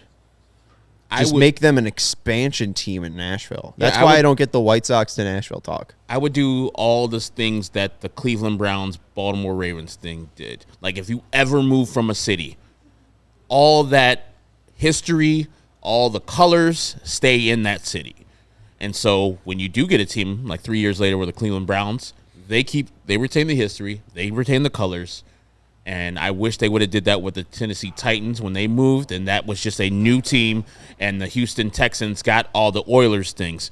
Because now the NFL is getting pissed at the Houston college team because they're wearing the light blue Oilers jerseys in their some of the throwbacks. Yeah. Because that color scheme means so much to that city, and the NFL is like, hey, we own the rights to that type of color scheme, and they're like, I don't give a fuck. Just come and sue us. But yeah, if they were to move to Nashville, that's a brand new expansion team. Keep all the White Sox history, 124 years of service here, and if there was to be a new team, reintroduce the White Sox at that time, and they keep all the history, all the pageantry. That's what I want, the same thing. But the A's have moved from Philadelphia to Kansas City to Oakland, now to Vegas, so it's kind of hard to say, hey, keep all that stuff in Oakland. And to Sacramento, too. Yeah, that team is always been moving ever. Kind of jealous that the White Sox have fruit snacks in their dugout. I could go for some Welch's fruit snacks right now. I don't know what. We used to have those here. Welch's fruit snacks? Remember those little packages when they would buy the little Rice Krispie treats, the Welch's fruit snacks, and then the variety of candy, some crackles in there, some Mr. Good bars. Those were the days. Yeah.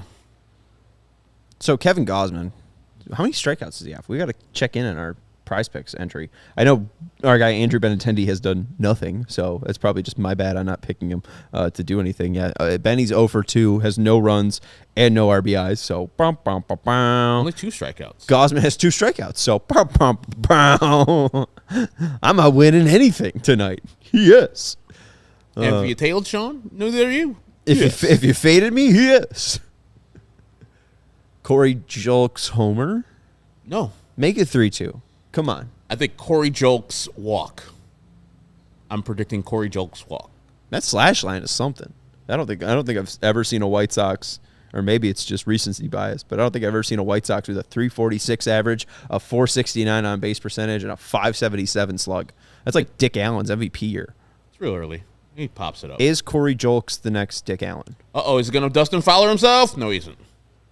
They got rid of that box, right? After they got sued? Probably. Or is it still out there? I think it might be up a little bit. They're showing the pitch speed. It was... Oh, we didn't do it yesterday. Well, I told this to... Somebody asked, like, hey, did you do this pitch speed? And I said... 38. It was mainly just a line of children, and I felt weird just going over there. Stepping in front and of also, the kids. like, I mean, there's 2 kids there. There was, like, 18 or so yesterday, so it just wasn't worth it.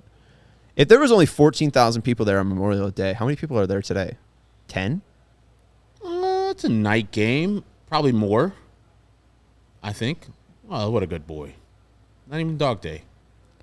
John Schriffin's talking about how that dog saved his life, not how he saved that dog's life. Last couple of games, there have been only 14,000. And then today also...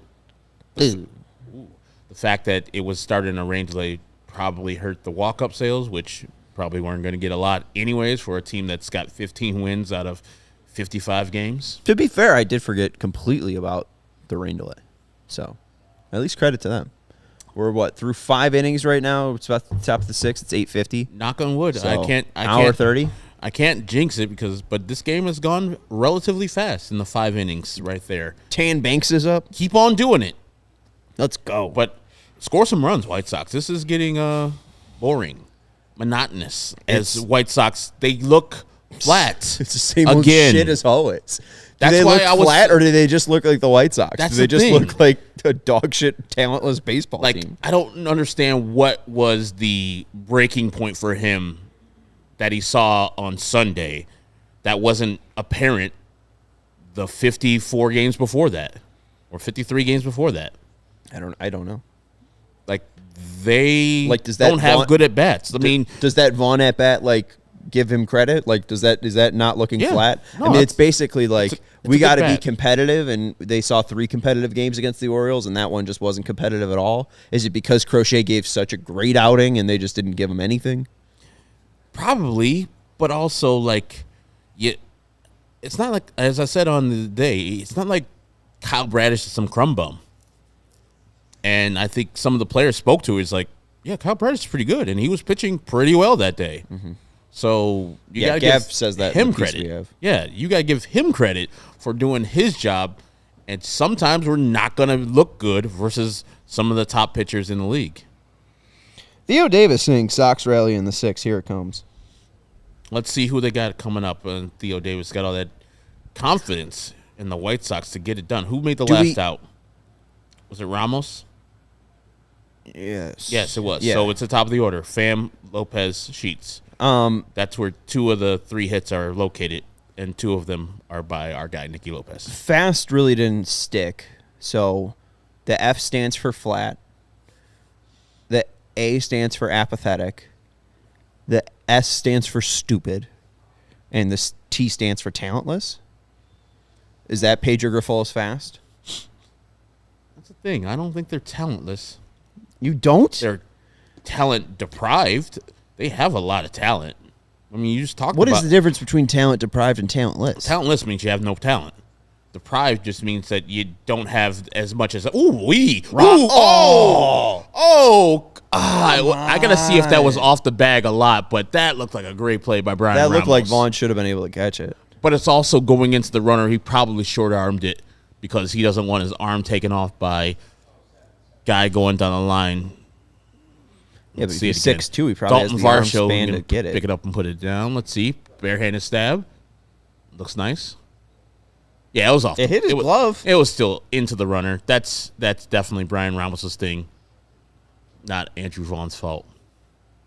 It's a wet ball, too. I don't know. I think that hit enough of Vaughn's glove. Single E5 puts Varsho on second base. Here comes George Springer, who's 1 for 1 on the day. It's 3-1 White Sox after the Ramos error because it's E5. I'm fine with it. I'm fine with it too. I mean, it's an athletic play. He's 22 years old. Go out and try to make something happen. I mean, it's better than nothing. I mean, he looked athletic. It looked all right. Yeah. Just cut it off before the throw hits Vaughn's glove. You need these type of practice so you can make that play when it does really matter, when it is 2-3 years into your career and you're making that play a little bit more consistently. So now you know, okay, yeah, ball's a little wet. I need to readjust and recalibrate how I'm going to be throwing the ball. And for me, I would rather, if I was a first baseman, I only played until high school, I would rather a ball be on the ground in front of me so I can pick it or block it than a ball be off of my body, like high or both either left or right. So he'll learn just to, bounce that ball instead of throwing it in the air, especially when the ball is wet like that. Ugh. Do we like Tan Banks? Like, do we As a think he person- actually is something that will be fine in a all right bullpen when they're competing? I know you don't like that. He's got almost a 5 ERA. Well, yeah. I mean, I think that's the thing is like, But I don't- that we don't have an answer from this organization on when they're actually going to be competitive. There's the Bob report that they are like sick to their stomach that they're not going to trade Robert. So you think that window's 2027. But then again, if that window's 2027, make moves to actually go for that window, and I would think that would include a Crochet extension. I don't think people are going to want to trade for him, especially if they're trying to be in win-now mode in 2024 for a guy that really has a unsure path to being a guy that can contribute to a team in September in 2024. So extend him give him the confidence and the security that you're going to be a starter. An extension doesn't mean you can't trade a guy.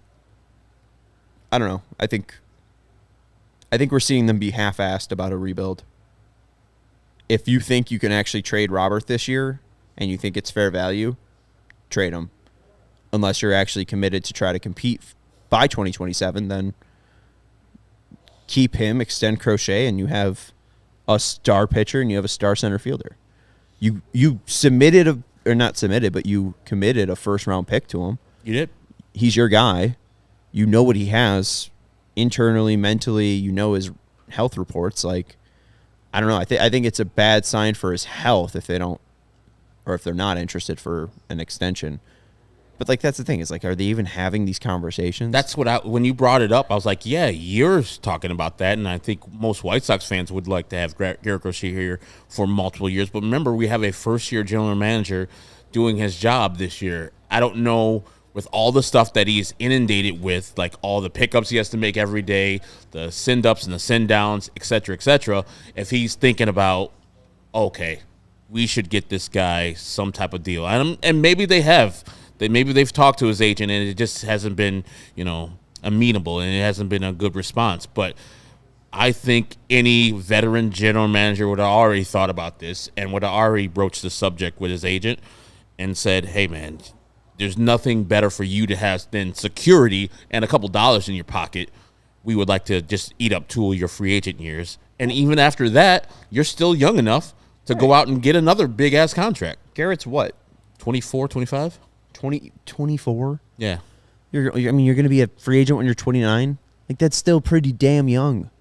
And he can always, like, if he loses these miles per hour, like he probably will later in his career, he can always go to the bullpen and be that guy who then it just sells out for power, and he can just have his 99 every once in a while. Here's your guy Tanner Banks, loading up the bases. No outs, Kiermaier up. If there's anybody have up in this Blue Jays lineup, if that was Kiermaier, I would bunt right here for a run. Not for but bunt it at Ramos and see if he can make that play. Beefliff also mentioning Vaughn is so stiff he never gets off the bags in those spots and catches it to save the extra base. And again, he's not long enough to actually stretch, and he's not smart enough to get off the bag, and he's not quick enough to get to the ball fast enough. Like, I mean, it's just he's a sucky baseball player. How are your picks doing? Your prize picks? Oh, we went through that already. Oh, you did? Okay, never mind. Sorry. Goose eggs. Oh, okay. You're all good. It's not good. It's a sore subject. Okay. Benny doesn't have a hit. He doesn't have a run. Coming he doesn't home. have an RBI. That's a 3. Got him at home. Out! With his foot not on the bag. No, his Come foot on. wasn't on the bag. He couldn't find it. And then Gosman has 2 strikeouts. I think he's still going to be in the game, so maybe there's a room for more, but even if he strikes out 3 in the next inning, he's only going to be at 5. So not good, Sarah. Gosman only has 69 pitches, so yeah, he's coming back. Let's see. They get him easy at first, and the throw, bang. Beat him, but his foot wasn't on the bag. Sucks. But that's a hard play. He's throwing it from, look where he's throwing it from, and then he's got to recover. You're a Major League Baseball player. I don't care.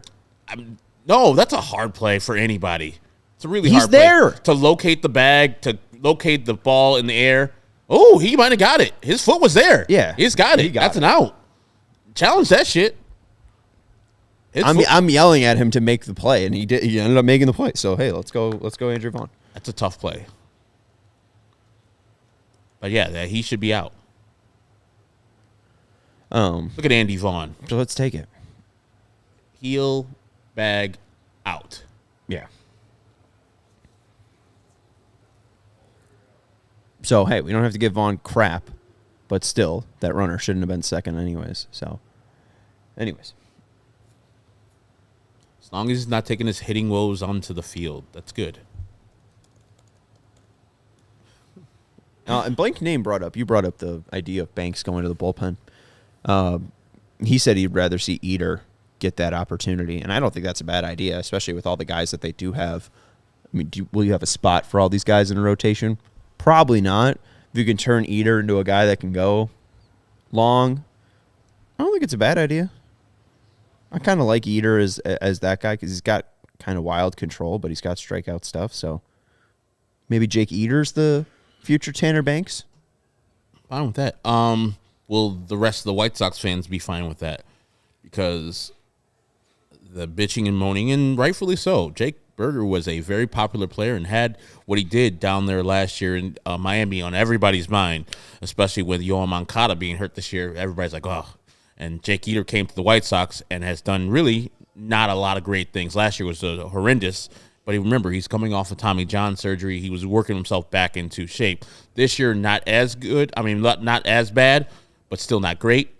So I would think that White Sox fans would be like, what are we doing? Just turning him into a bullpen arm is kind of, you lost the trade type of stuff. You traded Jake Berger for Yeah, but Berger didn't give you any defensive versatility. Yeah, like why have replay if you're gonna get it wrong? Like my man is saying on TV, like it's literally his foot is on the bag. Yeah. Am I seeing it wrong? No, his foot was on the bag. Again, unless that's just a bad angle, but it looks like the bag moves. And the ball beats him there. That was very clear that the ball is in the glove before the spike hits. The guy, I used to work with Jesse Agler, who's the Padres play-by-play man, and he would say that there shouldn't be a thing where when you go to replay where precedent takes place, like whatever the call on the field was, that's the overarching thing. So if you don't see what you need to see, they just downshift to, oh, what was the play on the field? We're going to keep that call. You should go into a replay booth and say, what do we see? Do we see an out? Do we see a tag? Do we see whatever we're looking for? If we don't see that, then yes, let's go to what was called on the field. But you shouldn't have in your mind already just a default. Whatever the call on the field was, that is precedent. That is king. And if we don't see anything very extensive, as they say, they have like more cameras than we actually get the view. That view that we just got from NBC Sports Chicago looked like a definitive proof that Andrew Vaughn had his heel on the corner of the bag and the ball in his glove before Kevin Kiermaier touched first base. Well, and that's the thing. Again, it's crap because you had clear evidence that he was out. Yeah. Like, I don't even care about the prior precedents. Just you have evidence that he got him out. That's going to score a run. Yeah. So it shouldn't be 4-1, but it's about to be 4-1. Right there. Yeah, I don't know what Tommy Pham's doing there. He didn't get in shape. Did the guy go to third? I would think so, yeah. Who's on third? Or is it what's on third? Yeah, I'm not that old. He took third. You're not Abbott and Costello? No. Just like, 5 years before your time? About 25. Oh, okay. I think both were dead long before I was even thought about. Abbott and Costello. Yeah. Wait, Abbott and Costello are dead? Oh, they're currently both dead. Both of them are dead. Oh, no. The Titans. 4-1, Blue Jays. Danny Jansen's throwing to Tanner Banks. I want to die. If Hawk was calling this, like, this is a wide plate. Got both balls outside and... Wait, that was a strike? Inside. Yes, they called it a strike. What? Yes. This ump has got a wide plate. Oh, my God.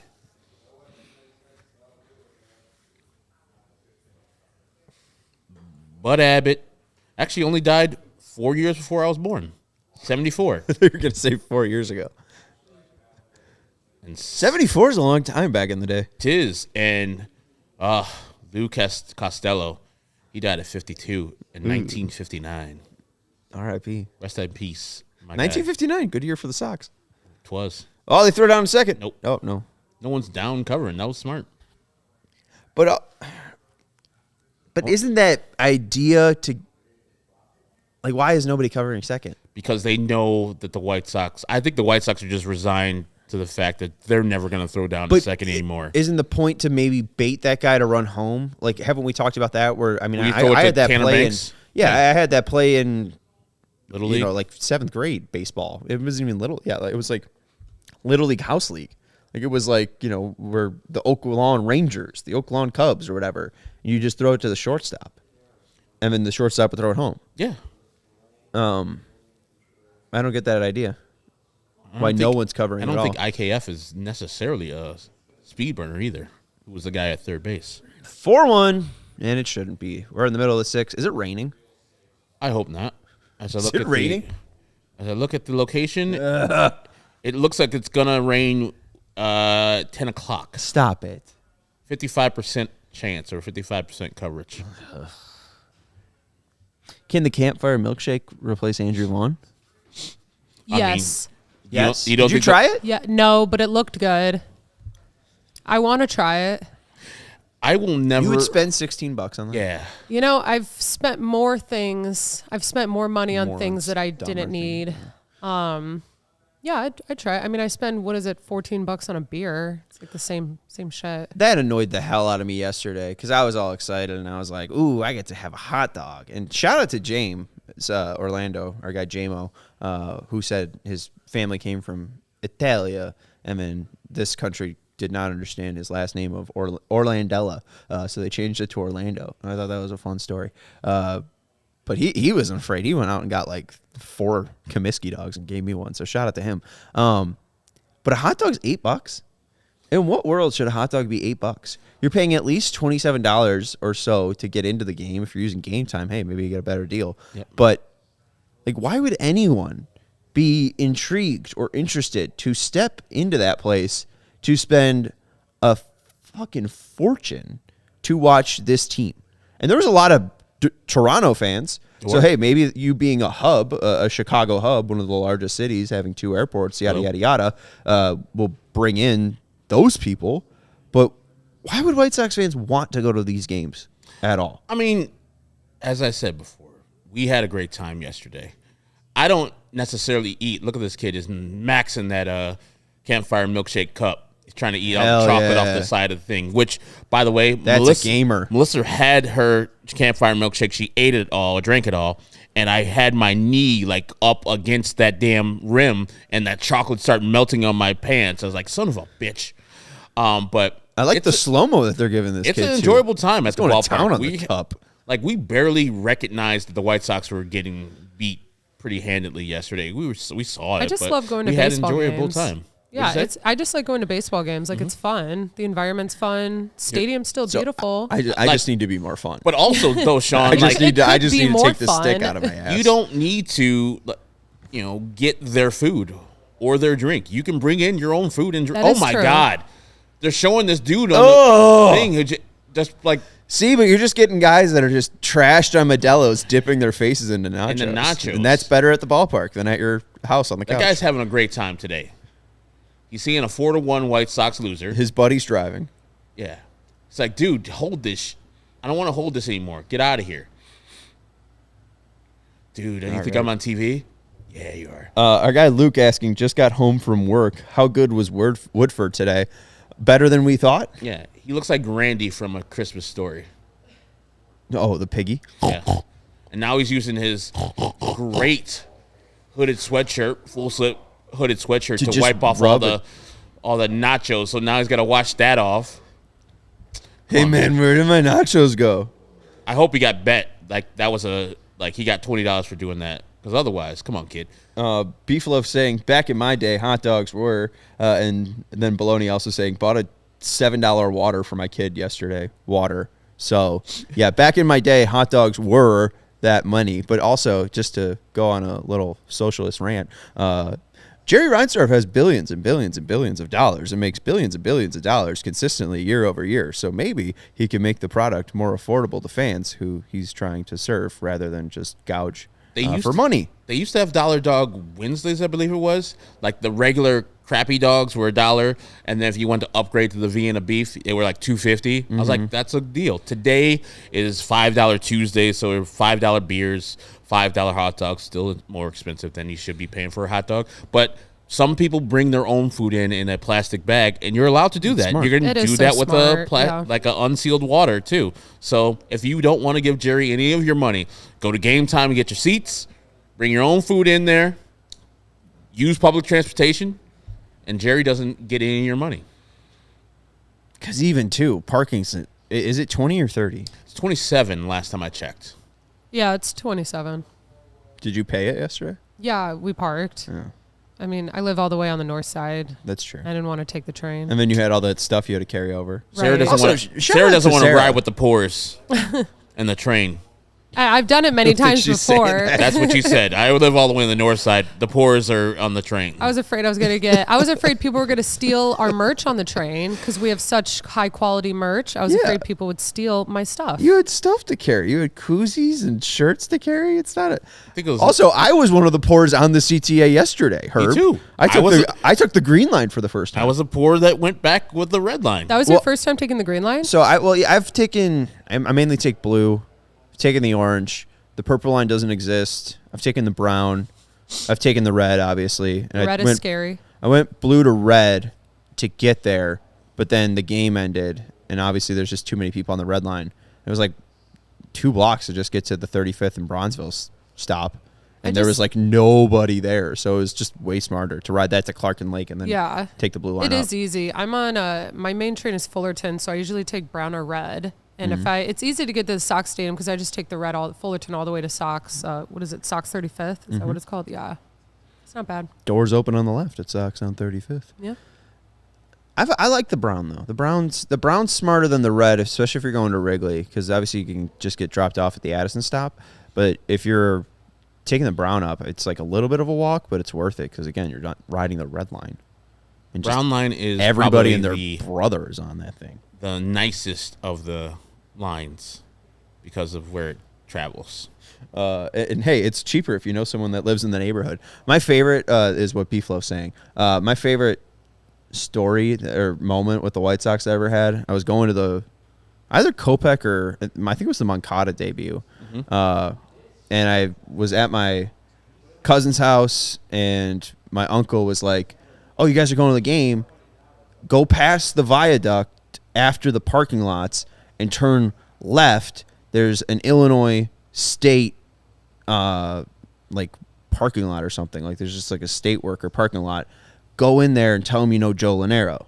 And I was like, all right, like I don't know, you know a guy, you're a city worker, you work for the gas company, like you probably got something. So I pull in, me and my cousin are there, and he's younger than me, so of course I have to take the lead on this. And there's Gavin Sheets pulling balls like he did yesterday. Let's take it. Gavin's got a double. Go T Gavin. Go T Gavin. I'll take it. 2-out double that they're not going to drive in. So you go up into it, and it's kind of got this like massive garage. And I walk up, and I'm like, hi, my uncle said that I could park here. He knows Joe Lanero. And they're like, Joe Lanero doesn't work here anymore. And I was like, oh, shit, sorry. And then I turn around, and me and my cousin hang our head low, and they're like, oh, we're just kidding with you. You could park here. And I was like, you sons of bitches. You got me. So there's my knowing a guy's story. How is good old Joe Lanero? It's my cousin's phone contact now. He owes me a bunch of money. Yeah, what if that was the case? It's just like, oh, that Joe Lanero owes me money. Andy! Foul. Oh. It's like he missed a IBDEW. There's another foul ball. 455 meeting last week. Actually, yeah, his union dues are well past. There's Andrew Vaughn and his 85 foul balls. I mean, again, like I'm fine with him like staying in there and driving up the pitch count, but he's 0 for 2. He doesn't have a hit. He's got a batting average under 200. I just don't care. Hit the ball. Yes, you're results driven, but he needs to get the process. Oh God, don't get picked off, Gavin. Please don't. He needs to get the process right to eventually get the results right. So if it just takes him fouling off 6 or 7 pitches versus Kevin Gausman to see the ball a little bit better, to square it up, let's see a right center field double right here. I'm gonna call it right center field double. Andy Vaughn. His ass is getting out. See, he's scared of him. He's like, I can't. He's scared of him. He swung at that splitter like 4 times in the last at bat. I can't get Andy Vaughn out. I don't want to throw it to him anymore. He's 0 for 2. Yeah, he's like, yeah, this Andy Vaughn is. He's gotten him out 66% of the time. If he's get that gapper double here we go. To right center field. Here it comes. Slider on the outside. It's going to be a ground out to the second baseman. There's the slider. It's to the shortstop, and the inning's over. How's that double, Herb? I'm stealing Matt Peck's bit because it's a good bit. God damn it. Oh, God. It's my fault for ever believing Andy Vaughn. Mm-hmm. It is my fault. I want to believe. Do you believe in love after love? I don't think that Andrew Vaughn's going to have a career after the White Sox. And I mean that so respectfully. I mean that as somebody who rooted for Andrew Vaughn so deeply. He was a whiff of a pick. If you're telling me Torkelson or Vaughn, I'll take Torkelson. If I have to take one of the bus, fence, yeah. I'll take somebody. Did he get back to that? Baloney asked, can he still use that Joe Llanero move? I said it's worth a shot. I mean, I don't know. Is he still working at the water department? I haven't used it since 2019. Is he still working at the water department or the Joe? Yeah. I think it's a tow truck place. I think it's like an IDOT thing. Ugh. So I think Joe. I didn't mean to dox city worker Joe Llanero, but I think that's an IDOT thing. Maybe that's a code though. Maybe that's like I'm gonna go there and say, hey, that's my uncle Joe Llanero. Joe Llanero. Like where? It's like Diane Carroll married in. Diane Carroll Victimone type of situation. Please tell me you guys got that. Please. I definitely did, for sure. You did? No. That has to be an outdated old-ass reference from before I was born. You brought up Jodeci today on Tavern Style. Jodeci was not around when I was around. They were alive. What was your no, but Jodeci wasn't popular. I was talking about the White Sox hats, how they used to wear them. Jodeci used to wear them. NWA, everybody. Right, but like NWA put out their album in 1988. Yeah, Jodeci was 91, 92. Still 5 years earlier than me. What was your reference? B Chicago says Rush Hour. It wasn't Rush Hour, but it was Chris Tucker. And B Flow said Victimone Jr. Yeah. Oh. I've never seen Rush Hour 2 or 1. I think the movie was Money Talks, I believe. I think I've seen that. With Charlie Sheen, Heather Locklear, Paul Sorvino. It's a decent movie. I haven't seen the actual movie, but I've seen the... No, I haven't seen that. Yeah. They're getting the lowdown on the high price of living. Yeah, Kevin Thomas of the LA Times calls it a slam bam action and knockabout humor. I'm going to get loaded on Sunnyside dispensables or edibles and just watch Money Talks, the 1997 film. You should. It's a decent movie that passed the time. Not the best movie of Chris Tucker's career, but it works. Okay, here you go, Herb. Yeah. What is older? The 1997 film Money Talks or your co-host Sean Anderson? Money Talks. Is younger? Is older. Is older? Than you. Incorrect. You were born in like 96? Money Talks was released on August 22nd, 1997, one day after This Irishman was born. So I beat it by a day. And like Money Talks, we are both generally negative reviews, or generally negatively reviewed from critics. Come on, Blue. You've been giving a why I played all day long. Let's go. I like this though for leisure. I don't care. That's a 4-1 ball game. This team's 1-9 in their last 10, so you really can't be looking for high leverage situations. And this is pretty much as high leverage as it gets. You get to face Vlad, Bichette, and Turner. So, I mean, now that you set him up, 96-mile-per-hour fastball in the hands, this guy's been swinging at every slider. Time to trust that slider and get a strikeout, huh? Yeah. Do you think he throws it, though? The slider?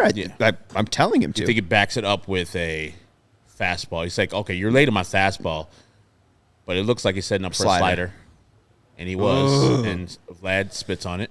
Wasn't tantalizing enough. Pretty much stayed out there the whole time. He swung at every slider, so I don't really hate that pitch idea. And here's Bichette, who's also swung at every slider, so I say stick with it. Marco saying the elote you posted looks fire, Sarah.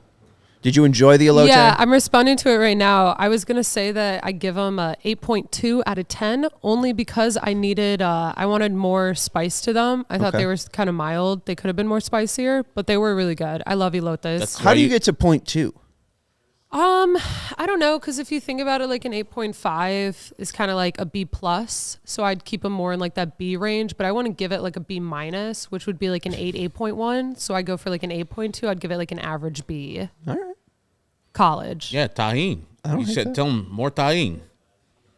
Yeah, I mean that's what I was saying. I should have asked for more. I don't know. Like, yeah, you see them sprinkle them like more. They charge you $2.50 for it. More tahini, please, especially the sodium-free one.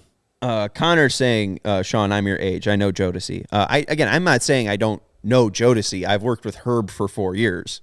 I know of Jodeci now, but I'm also saying, like, My references are all dated. Right. Yes. In a way. I mean, I have a 10 years younger fiance, so all my references to Money Talks go over her head also.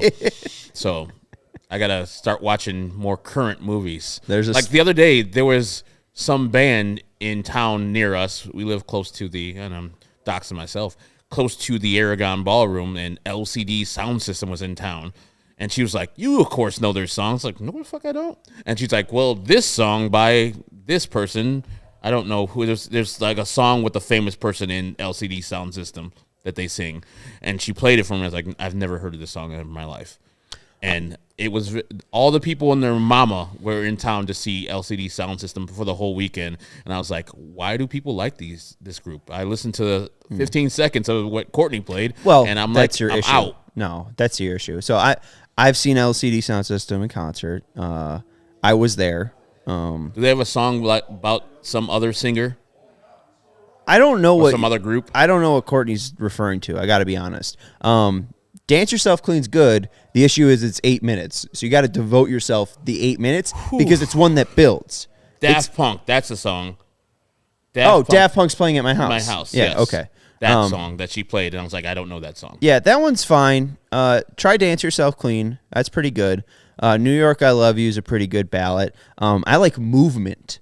Movement's a very good one. Your City's a Sucker's a fun one.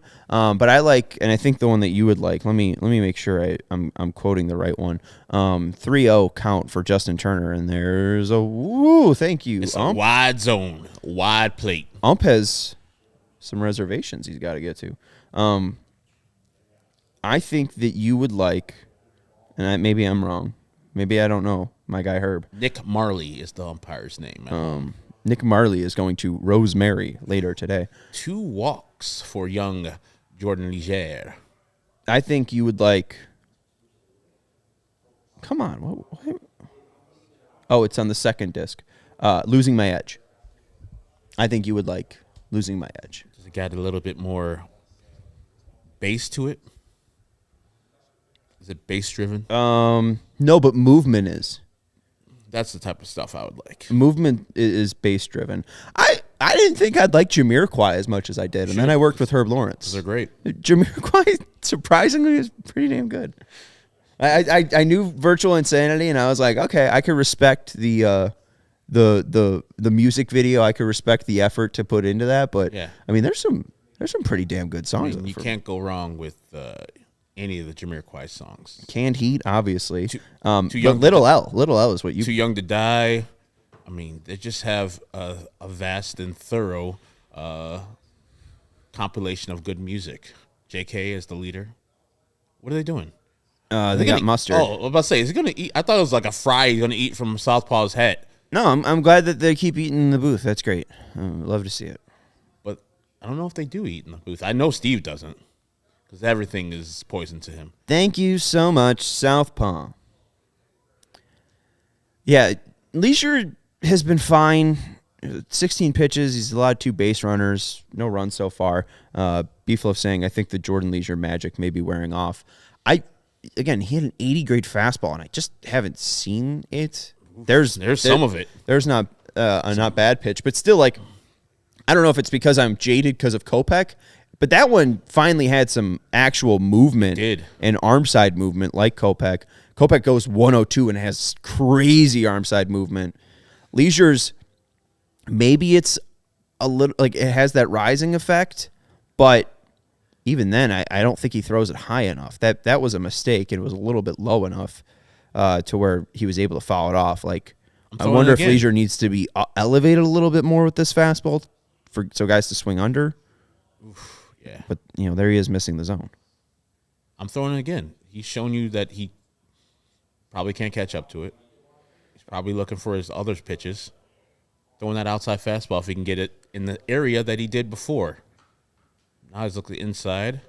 Ooh, that's strike 3. Come on, get out of here, Varsho. Great game to watch, Dalton. Can you get to the bench? Quit taking your time.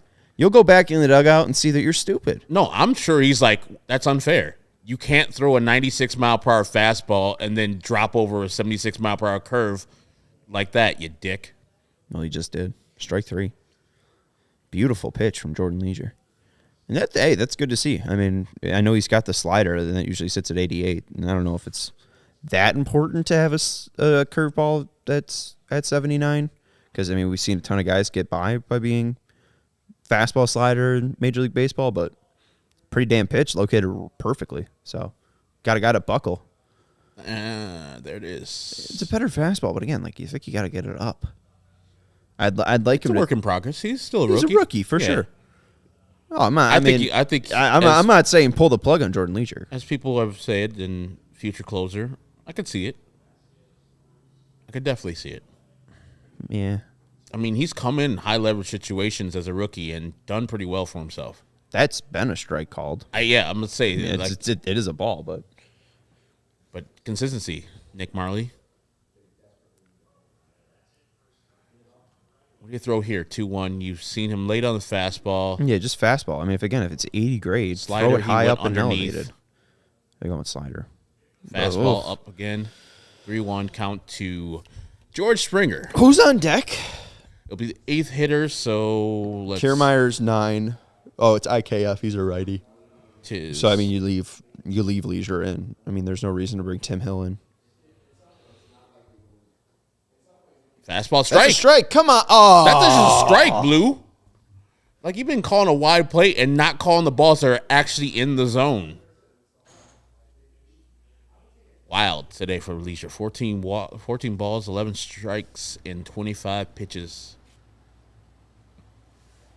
Ow. This one hurts. Like, I know the catcher had to move from bottom corner to top of the corner. But still, you should be looking at your zone, wherever you see the stone at, the belt to the shins, and say, okay, did that cross the plate? Cool, strike. Not where the catcher caught the ball. It's why are you throwing a slider with the bases loaded? Get a strike for yourself. Start off 0-1. There you go. Elevated fastball right at him. Boom. Hey, man, he didn't pitch well, but the results are positive. You'll take that. Now you need some... Here comes Benintendi. Non-flat at-bats. Sarah, are we scoring this inning? We have Andrew Benintendi, who's 0 for 2. Corey Lee, who's 0 for 2. And Paul DeYoung, who's... 0 for 2. Thank you. I think we will. I mean, I'm all about positivity. Why wouldn't we? Why can't we score? If the Blue Jays... It's not that we can't, but... If the Blue Jays got 4 runs, we can get 4 runs. That's a good positive attitude. You would think that would go, and that would be logical. A Cubs fan thinking, respectfully. That is somebody who is watching bright-eyed and bushy-tailed and has not been affected by the White Sox. And this is why, like, we're talking about Corey Jokes, and he's getting the second least at-bats this game. While some of our worst hitters, Andy Vaughn, Andy Benintendi, they're getting the 4th and 5th most at-bats. Is this their 7th straight loss? If they lose this one? Yeah. I don't know if is that it? I like Luke's comment. He said Benintendi used all this week's hits in yesterday's game. He did. It'll be 6. He showed out for us. It'll be 6? I think it'll be 6. Let's see. Toronto, Baltimore. No, it'll be 7. You got it right. Fun. I think it's just funny, too, that they can be 1-9 in their last 10 forever. Like, you can just go, like, 3 consecutive days without being 1-9. You have to lose 10 straight to get there. Oh, yeah. Even though they've just been, before we get into the post game, tomorrow, you're off. Vinny will be at the ballpark. I'll be sitting where Sean's sitting, and Missy Carroll will be sitting where I'm sitting. Fun. We will not be talking about the game for the most part. We'll watch it, but we're just pretty much going to be getting to know who Missy Carroll is, who most of you guys know who is, and she's very popular. Southside Behavior TikTok channel is one of the most popular TikTok channels. I think she's got over 100,000 people there. And so we'll see her White Sox origins and then talk to her about what she can improve or what the White Sox can improve on in the future. And I know she's a big-time John Triffin fan, so we'll talk to her about John Triffin and how he profiled her, when that guy in Minnesota was watching the game and listening on his headphones. And then that guy and Melissa, I think, became friends off the air. Should be fun. On the Twitter sphere. Very nice. Yeah. And our tweet blew up. She's a Southsider. She's an MTGer, I think, or at least that area. So I'm happy. MTGer? Mount Greenwooder. Okay. Yeah. I'm from the suburbs, Sean. Hopefully she's not an EP person. Hopefully not Evergreen Park. MTGers and Evergreen Park people have beef? Uh-oh. No, MTG and Evergreen Park are very close to each other. I'm pretty sure they touch each other. That poor phrasing on my part. But no, the whole bit, because that part's rough down there for. They used to call it Everwhite Park because the mayor was racist. Okay. So it's just you'd rather be from Mount Greenwood than Evergreen Park because they're Black people. They're 94% racist rather than 95% racist. I hear you. Respectfully to those people who are racist. Disrespectfully for the racist. Fuck them. Yeah. But no, I think she's a Mighty Mac. I think she wins a Macaulay. So I'm cool with it. You just stick to people on 99th and Pulaski and don't move to 115th and Pulaski. Okay. We're not taking any Marist people. And if Missy's a Marist person and I'm misremembering, or maybe she went to ag school, I forget. But she's from the area. It won't. And happy to have her did here. he just run that umpire over? Hopefully. I think they got him, though, at first. That's John Tampain at second base. You got to move. That's what he's probably like. He's like, dude, move. What are you here for? Kevin Shannon, Mount Greenwood, famously not racist. Safe. Don't be ever disrespect Corey Lee Speed like that. He's a burner. Vladimir Guerrero Jr. He's probably going to steal second base because he's pissed off, right? Like, Does he run over the second? Does he run over the ump? Let's see it. Oh, no. No, he didn't. Still a hell of a throw. The fact that we see Ramos's play.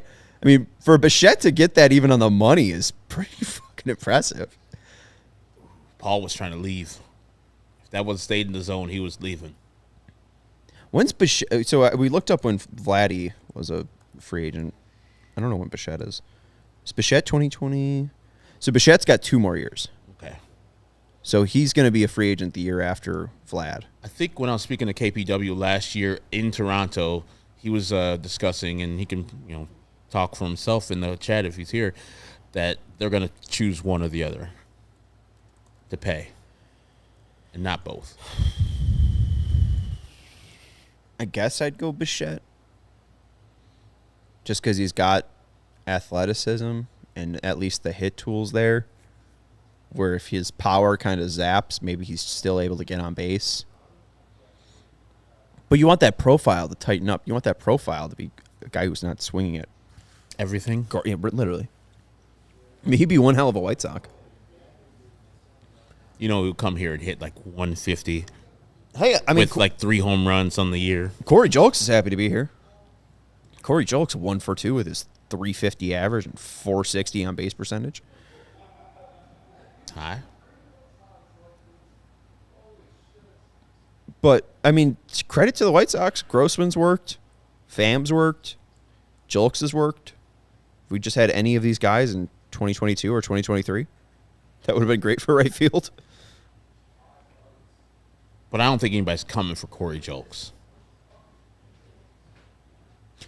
No, but you can give Julks as much time as possible. Yeah. If Julks still looks like this in July, somebody might come for him. And not like heavy, where they're giving you a top 100 prospect, but I mean, they might still come for him at some point. That's the end of 7. It's 4-1. Sarah was incorrect with the White Sox scoring a run. How do you feel about being wrong, Sarah? Yeah. It doesn't happen often, but I'm just ready for inning 8, and we'll see if they can get on the board. Another one. Or they another have better run. people in inning number 8 to score this Yeah. elusive other run. Yeah, exactly. So it's at the bottom of the order, so it'll be Ramos and then the top. I have to type out a description for the post-game show. We will be live after the post-game show. We are currently in the top of the 8th inning in this watch-along. Vinny Duber will be joining us from Guaranteed Rate Field, our CHGO White Sox beat writer. Make sure you hit that thumbs up button, and you're still commenting if you have any questions. We will answer anything you got. So if you do have any questions, anything that you've just been dying to ask Herb and Sean or even Sarah. We'll get those going. I mean, we'll talk about anything right now. We got a post game though after the game. And Yeah, like watching 5 the minutes commercial after. right now. This Wendy's guy, I don't know if his name is Tyler or whatever his name. He's the same guy as the Progressive guy. Not the same actor, but they just got the same type of archetype. The little guy with the blonde hair, he's kind of wacky and weird. Like the guy on Progressive who's skinny and weird and Jamie. blonde. Jamie, yes. Yes. Jamie and Tyler. They're the same character. I hate that we know Wendy's in Progressive character lore. They I should know write a these two comic book. I know these two guys on the T-Mobile are from Suits. I couldn't get into it. Yeah, apparently it's got a resurgence on the Netflix. I got one neighbor who just doesn't have any blinds at all. Like just completely, if you are on street level, you can just see completely into the apartment. And the garage comes out, and she's there on the first floor, and you could again blinds are open, and you could see her TV. She was watching Suits, and I'm like, oh, this is why I don't talk to her. Got a terrible taste in TV shows. Hey, maybe Suits is good. I don't Maybe know. it picks up after the first episode. I couldn't get into the first episode. It was around that Meghan Markle stuff, and I was like, let's see why she's famous. I mean- and I was like, I'm not that interested. I don't know if you've ever seen the show Psych, but I feel there's similar things. It's like a on an off-brand network where they got actors that you probably never heard of. I'm a Dooley Hale guy though, so I knew Dooley Hale before Suits and James Roday. Great acting, but Suits feels like Psych, but not as funny. Feels like the same. I get the same vibe, so I might like Suits.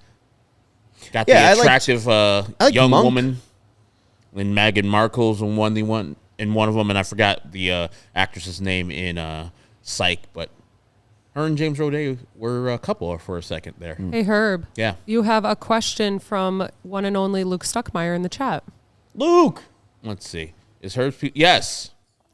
can you read the question for everybody? Is Herb's Pizza fair game in the CHGO kitchen? I ordered some pizza from Salerno's today. Use and code CHGO to get half off. And that's what I did. It was regularly somewhere, I think 27. I ordered a pretty large pizza.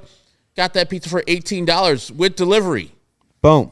So He said it looks lonely. 312-666-3444. Or go to salernospizza.com. Don't. And mention CHGO when you call them. Like I went on the line for Salerno's. I didn't want to do that because I didn't see a place where you could put a promo code. So call them, 312-666-3444, and mention CHGO. They'll take half off the price of that pizza, and they deliver it to me under $18. You can go in there and With do it as delivery. well. I mean, if you were in tip. the West Loop, you can. Well, tip was like $23. You can literally just go in there and say Yeah. CHGO, and they'll give you half off. Yeah. It's an insane deal, especially for that pizza. And don't get the thin crust. Thin crust is good. I love Tavern Style. Is but that get not thin? That's the traditional thick cut. Okay, Yeah. that's very similar to Palermo's Yeah. pizza. So I'm very happy with Salerno's. It's less of a sweeter sauce.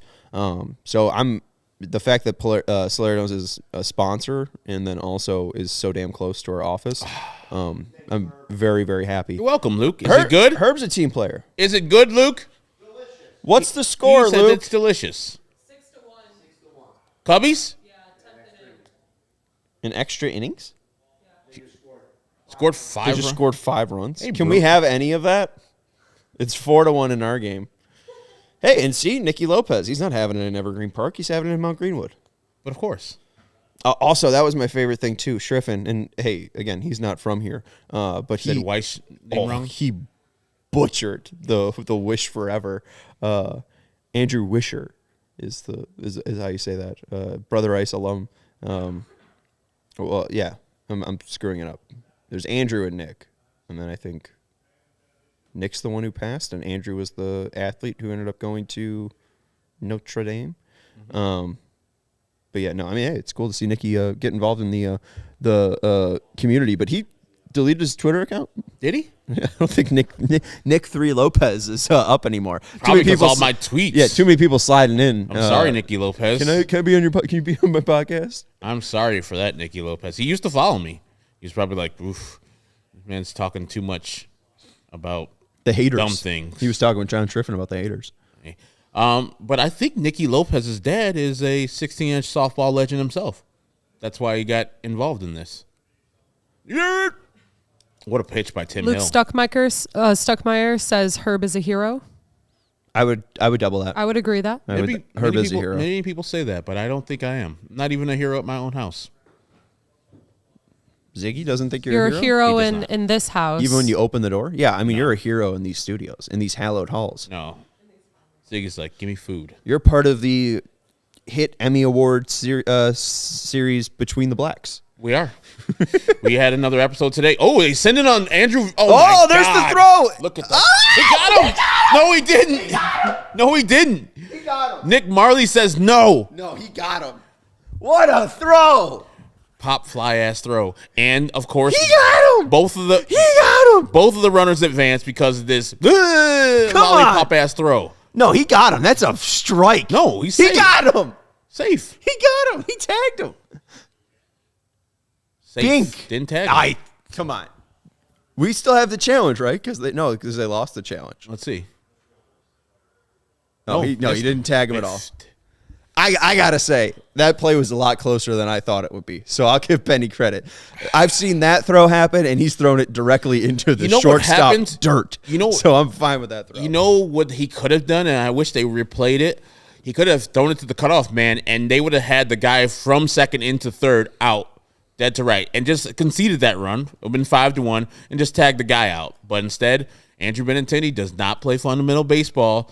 It's already 4-1. Like that, cutting off that one run where you've only scored one run today, your own team, doesn't really matter because you're not scoring a lot. So play right instead of playing hero ball. Now you have two guys in scoring position, and you got a single by Justin Turner. This game is over. I mean, it's already over, but this game is over if he gets it to 7-1. I'm typing up a description, so I'm going to be quiet for a little That's bit. fine. Tim Hill. There it is. The other way. There it is. There's 2 runs scoring because of your man, Andrew Benintendi. Corey's got the arm now? Oh, no. No, because he's already gone. Because it's Bichette. That's your man, Andrew Benintendi's doing right there. Okay, but when we say my man, the I know, man I'm that saying I it said facetiously. day of and opened that December 15th, 2022 podcast by saying, this guy fucking sucks. You did. I remember you said we can pick anybody except for Andrew Benintendi before they signed him. That's one thing. Well, no, it's 2 things that you have stood on the table for on this podcast since we started broadcasting in March of 2022 that you should get credit for. That and the Carlos Rodon thing. And I want credit, too, for them, the crochet extension. They should sign him to an extension. I am putting my full chest, butt, arms, neck, extremities into that. There is no reason for him to just leave or be traded. This is your project. See the project through. And if you are able to trade him in 2027, people are going to want a lefty who has turned into this, who is, again, making under league average for a top end starter. Oh, yeah. I think that once you're able to build those innings, and you're able to build those innings with the lack of a rotation. Ball. Come on. That Dalton Varsho, that's not a home run, Sean. Close. Look at Dalton. He's like, hey, I'll take it. Shit. That's a line drive in the box score tomorrow. Pick it up. Pick it up. Pick it up right there. Pick it up right there. Dalton's too fast. I like that green Sox hat. Thank you. Yeah, it's cool. I just got it today. I picked it up. Really? Mm-hmm. Wow. Just bought it and purchased it. You could wear that with the green CHGO shirt. It's my new favorite hat. Wow. It's in Matt Peck's bucket of hats. Is this just going to get out of control right now? Or are you going to score like 10 runs with a home run by George Springer, his 5th of the year? I'm calling it right here. 3 walks today. He's hitting a homer. Did he bat around? Didn't he lead off this inning? Or am I wrong? I don't think so. There's 2 outs. I'm just counting. 2 outs, 3 runs have scored. That's 5. There's 2 guys on. That's 6, 7, 8. So, no, he's not the guy. He did not start this inning off. Yeah, I don't know if you're Ooh, hit him. Hit him in the butt? That looked like it hit him. It didn't hit him? Okay. Are we gonna get a gif of my reaction is what Connor's saying? I don't even know if that's gonna. John Brebbia, for some reason. He threw it straight in the sky because, again, if he throws it any lower, it's gonna go straight in the dirt. He got it to Corey. That's the most impressive part of the the throw from there. Kevin's going on tilt right now. He wants to trade everybody. God damn it. Trade everybody. Trade Robert. Trade Crochet. Who is doing the ass kicking every night, Pedro? Corey Lee. Shake. George acting like, oh, man, that's a bad call. First off, it's a strike. Second of all, you're up 6 in the top of the 8th inning. He wanted to walk for the 4th time. Everyone but you wants to go home, George. That's another hit. Infield single by... And Brian's not even going to throw it. What a great day by George Springer. 2 for 2. Three walks. He's back, KPW. We fixed him. He's back. We fixed your guy, George Springer.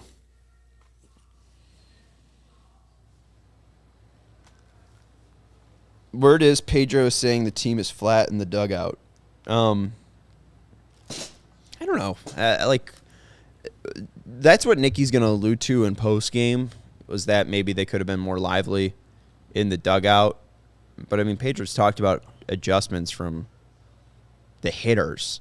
Are they children? What does he want them to talk? Like, hey, batter. What do you want? Good effort. They're adults. They struck out 11 times. Yeah. And didn't get a hit. Chatter? And then Danny Mendick came off the bench and hit a homer. Like, I don't know. It seemed like they were locked in. They just couldn't break through. And they finally broke through. I don't know. I mean, we'll play the reaction, but it's just... Like, if it played well with his team, stupid. You would see, like, okay, that's cool. At least they listened to what he had to say. But I think he has lost a lot of credibility in there, a lot of buy-in there, because he hasn't really done anything. Like, his first 2 years... Boop. He started off really bad. And so the players can be like, this guy has never managed before. We're supposed to be winning in 2023 or competing, and we're not because we got out to this bad start. So I'm sure they are like, have a look at him with a jaundiced eye. And then after 50 games plus, he's going to be mad about being flat. It wasn't then. It wasn't that only game that they were flat. I'm sure they were flat other games. And he just didn't speak up. And if he's yelling and talking about we need to do this, that, and the other, I was watching Mark DeRosa on MLB Tonight. He's like, that doesn't work. Like that rah-rah bullshit, no, that doesn't work. Like, you're not going to be motivated by that. And you've seen the comments. They're not strong. They're not, like, rebuking Pedro. But Corey Lee pretty much right after is like, hey, that's his feelings. He can feel that way. And, you know, we can feel a different way. And you see the ones about Garrett Crochet. That pitcher was pitching well. I thought we were all right. They're not saying that Pedro's wrong.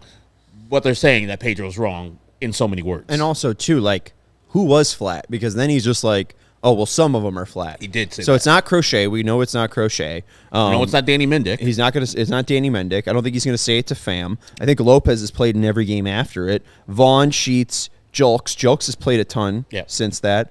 Lee was one of the guys that called him out, and obviously he's like their second catcher, so we're not going to see a decrease in time with him. Ramos has been seeing time. Remillard and Fletcher got benched. So is this just him taking the hammer to Zach Remillard and Dominic Fletcher? Well, like, these are the people that he can take the driver to, or the 8 and 9 hitters who have been in Charlotte? I mean, like, that's the thing is I don't think that this guy has any cachet. I don't think that people are listening to him. And managers, I don't think matter. I don't think it's a thing that like truly ends up like defining a baseball team. If this baseball team was winning, I think it would look a lot different. But I think like there is something about commanding a room, and I don't think he commands a room. And maybe Sergio Santos or, you know, Skip Schumacher can command a room in the effective way, and it does not seem like Pedro knows how to command a room, whether it's in front of the media or his players. It wasn't for a lack of trying, but Pedro didn't make it to the major leagues. And you're bringing up Skip Schumacher. He made it to the major leagues. People can look at the back of his baseball card for whatever varying degrees of success that he did have.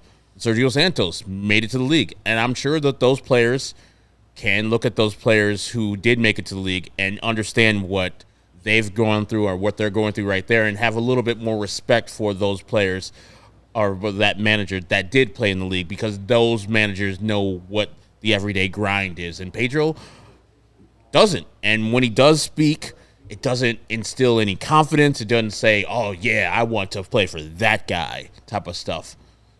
But I'm not saying like you have to be a major league player to be a major league manager, but I heard from players where it's like, yeah, that guy knows what we're going through. Like his experience of going through the battles kind of, speaks to his experience, and he can talk to us about the everyday grind of major league playing.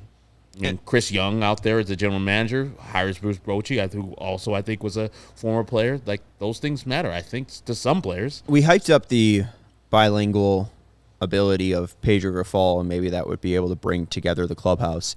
And there was a quote from old friend Jose Ruiz, who's now with the Phillies. Close. Did you know that? Close. I did not know that Close Ruiz Ruiz. He's with the Phillies. And he said, and this, I don't know where this is from, but Ruiz said there is another reason for his success. Since 2017, he's bounced around from the Padres to the White Sox to the Diamondbacks. He has been with the Phillies for only a few weeks, but this clubhouse already feels comfortable to him. Quote, all the relievers, whether they're Latinos or not, we all have good communication and we get along very well.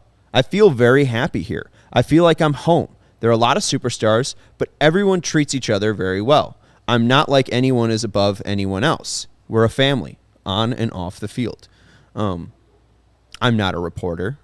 I'm not a White Sox insider, but you can become a White Sox insider by not only signing up for White Sox Insider at Guaranteed Rate Field, but you can also just create an X account and name it after some fucking food offering at Guaranteed Rate Field.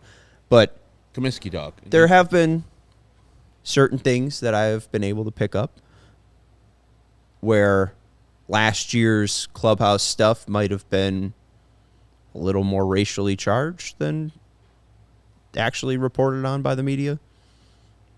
And maybe certain pitchers, whether starters or relievers, weren't the kindest to people who did not speak English. Oh, gotcha. I gotcha. So maybe players like Jose Ruiz and Eloy Jimenez and Luis Robert Jr. and Yohan Moncada maybe didn't feel respected by some of their teammates.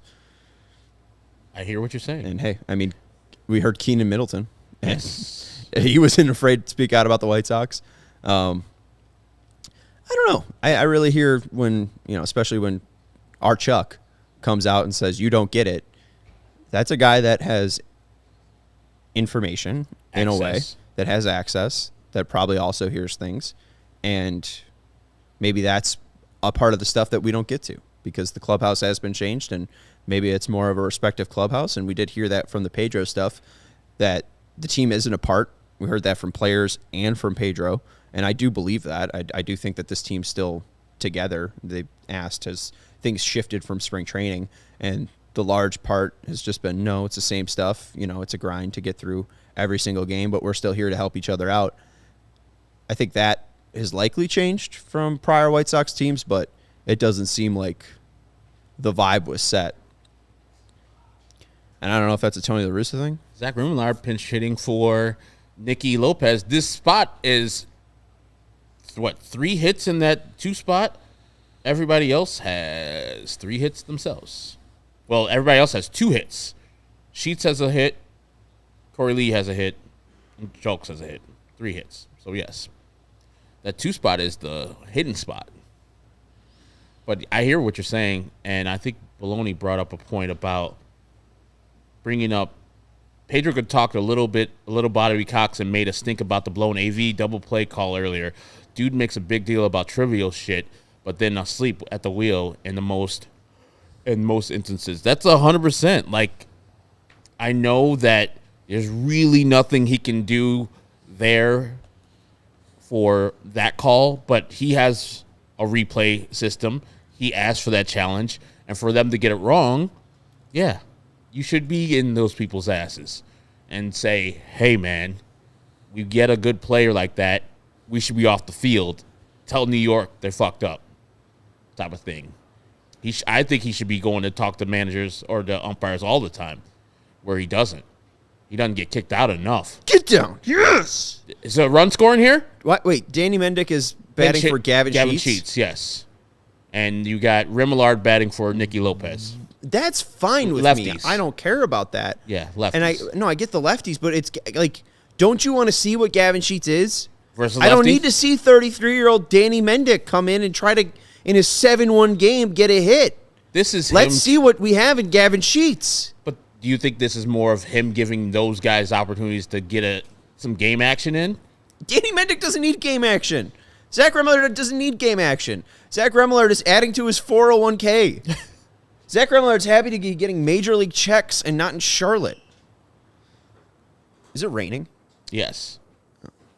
Well, hey, at least we're in a position where they can just call the game. I mean, it takes... Would they just call the game? It takes like an hour to do that. To call it official. But it doesn't look like at guaranteed rate it is raining. In the West Loop, it is raining. We can hear it on the roof. It's a thin roof, man. It is. Oh, my God. It's just the fact that I'm it's not going to believe 7-1. in your man, Andy Vaughn, It's just anymore. the fact that there's two guys on second and third, and it's just the fact that it's going to be a ground out to second or short. He's not elevating this ball, especially in a 1-0 count. Not a versus the lefty. Genesis Cabrera. I mean, he hit that one off his shoe tops against Tampa. Fastball. There it is, right at the shortstop, and it's through. Ah! Let's go. Comebacks on, baby. 7-2, Toronto lead. I know it's natural instinct, but it looked like Mendick went back to second base there. No, he's at third. I know he got to third eventually, but, it just froze. Like, it doesn't really matter. Run. It's 2 outs, brother. Yeah. No, literally. What are you waiting for? Why are you waiting for that ball to get down? You're running on contact. Genesis Cabrera is like, it's like, man, these people that got only 1 run versus the rest of our team. You gave them 1 fucking run in this 8th inning. How bad are you, brother? I like pitching for those Redbirds a lot better than those fucking Bluebirds. It's like, do you have a Rainier beer tattoo on your Does he? The on your R? neck? Yeah. Is that Rainier? Do you just love Seattle area beers? That's what he's asking him. Big Because fan that's of Genesis cheer wine. Cabrera, so where's the R coming from? I mean, he just likes the R's in the Cabrera part? Yeah, I mean, the Brian Shaw tattoo makes sense. It's just a Shaw. That's his name. And it's not like it's on his right side of his body, so he can like look at it and it's like, oh yeah, it's the right side. It's on the left He's side. from of the his body. DR, so maybe the other side has a D. Like he can't see it though. It's on his neck. That's why another thing. I don't understand people who get tattoos that they can't see themselves. Yeah, our guy Brandon had a whole sleeve. I was going to ask him about his tattoo sleeve. He had a watch. Like you could see it He had in those like play masks. yeah, you can see it in a mirror, but you can't like see it. Like if you have a back tattoo, and if you have a back tattoo, it's your money. Enjoy yourself. But I've never understood getting a tattoo that you can't see yourself. At Brian Shaw. If somebody else is paying it, go ahead. They can look at that tattoo all day long. Luke wants you to get a Leinenkugel's tattoo. They can put it right here on my forearm. Leinenkugel's 316. 316. It's a little long. That would hurt too. I would just go Liney's. Paul with the letter to the Leinenkugels. I would go Liney's instead of Leinenkugel's. Like, was it like 12 letters? No, it's too long. Is making $17 million, hitting under 200, having a noodle arm, and grounding out consistently 11 to the letters. shortstop good? No. Oh. I forgot. Like, they don't take him out. No. He's a lefty too. They probably, mean, they they probably probably- didn't think they'd get to that level. I mean, they don't have any more righties left except for the bum backup catcher. Beefloaf saying, "Wake up, Sean," and I'm trying. I gotta be honest. This team is just horrible. Yeah, the only righty they have left is the great Martin Maldonado. So there was no relief for your man Andy Benintendi. He had to take his own at bat. I'm forced to watch Andrew Benintendi play baseball. It's just lulling me to sleep. On post game though, we haven't talked a lot about Clevinger. We'll talk more about Clevinger and him hitting the IL. Mostly about the fact that they really probably won't be able to trade him. And he was picked up to eat innings, and he only ate 16. So it really does seem like a waste of $4 million. And again, like, why are you giving $4 million to this guy? Go get 4 different guys for $1 million. Go get 4 Chris Flexens than 1 Mike Clevinger. Yeah, and my guy, brand account name Gabe, says, more watch-alongs. Prefer to broadcast. We appreciate that. I know, even though I'm yawning at this point, and I'm sorry for the couple yawns. This should have been started at 6:40, so this game would have been over at this point. I'm ready to go to bed. You know, that's on the rain, not me. I'm hearing all this rain on the roof, and it's just I'm ready to tuck in. I got my brown noise. Do you want a C4 energy drink?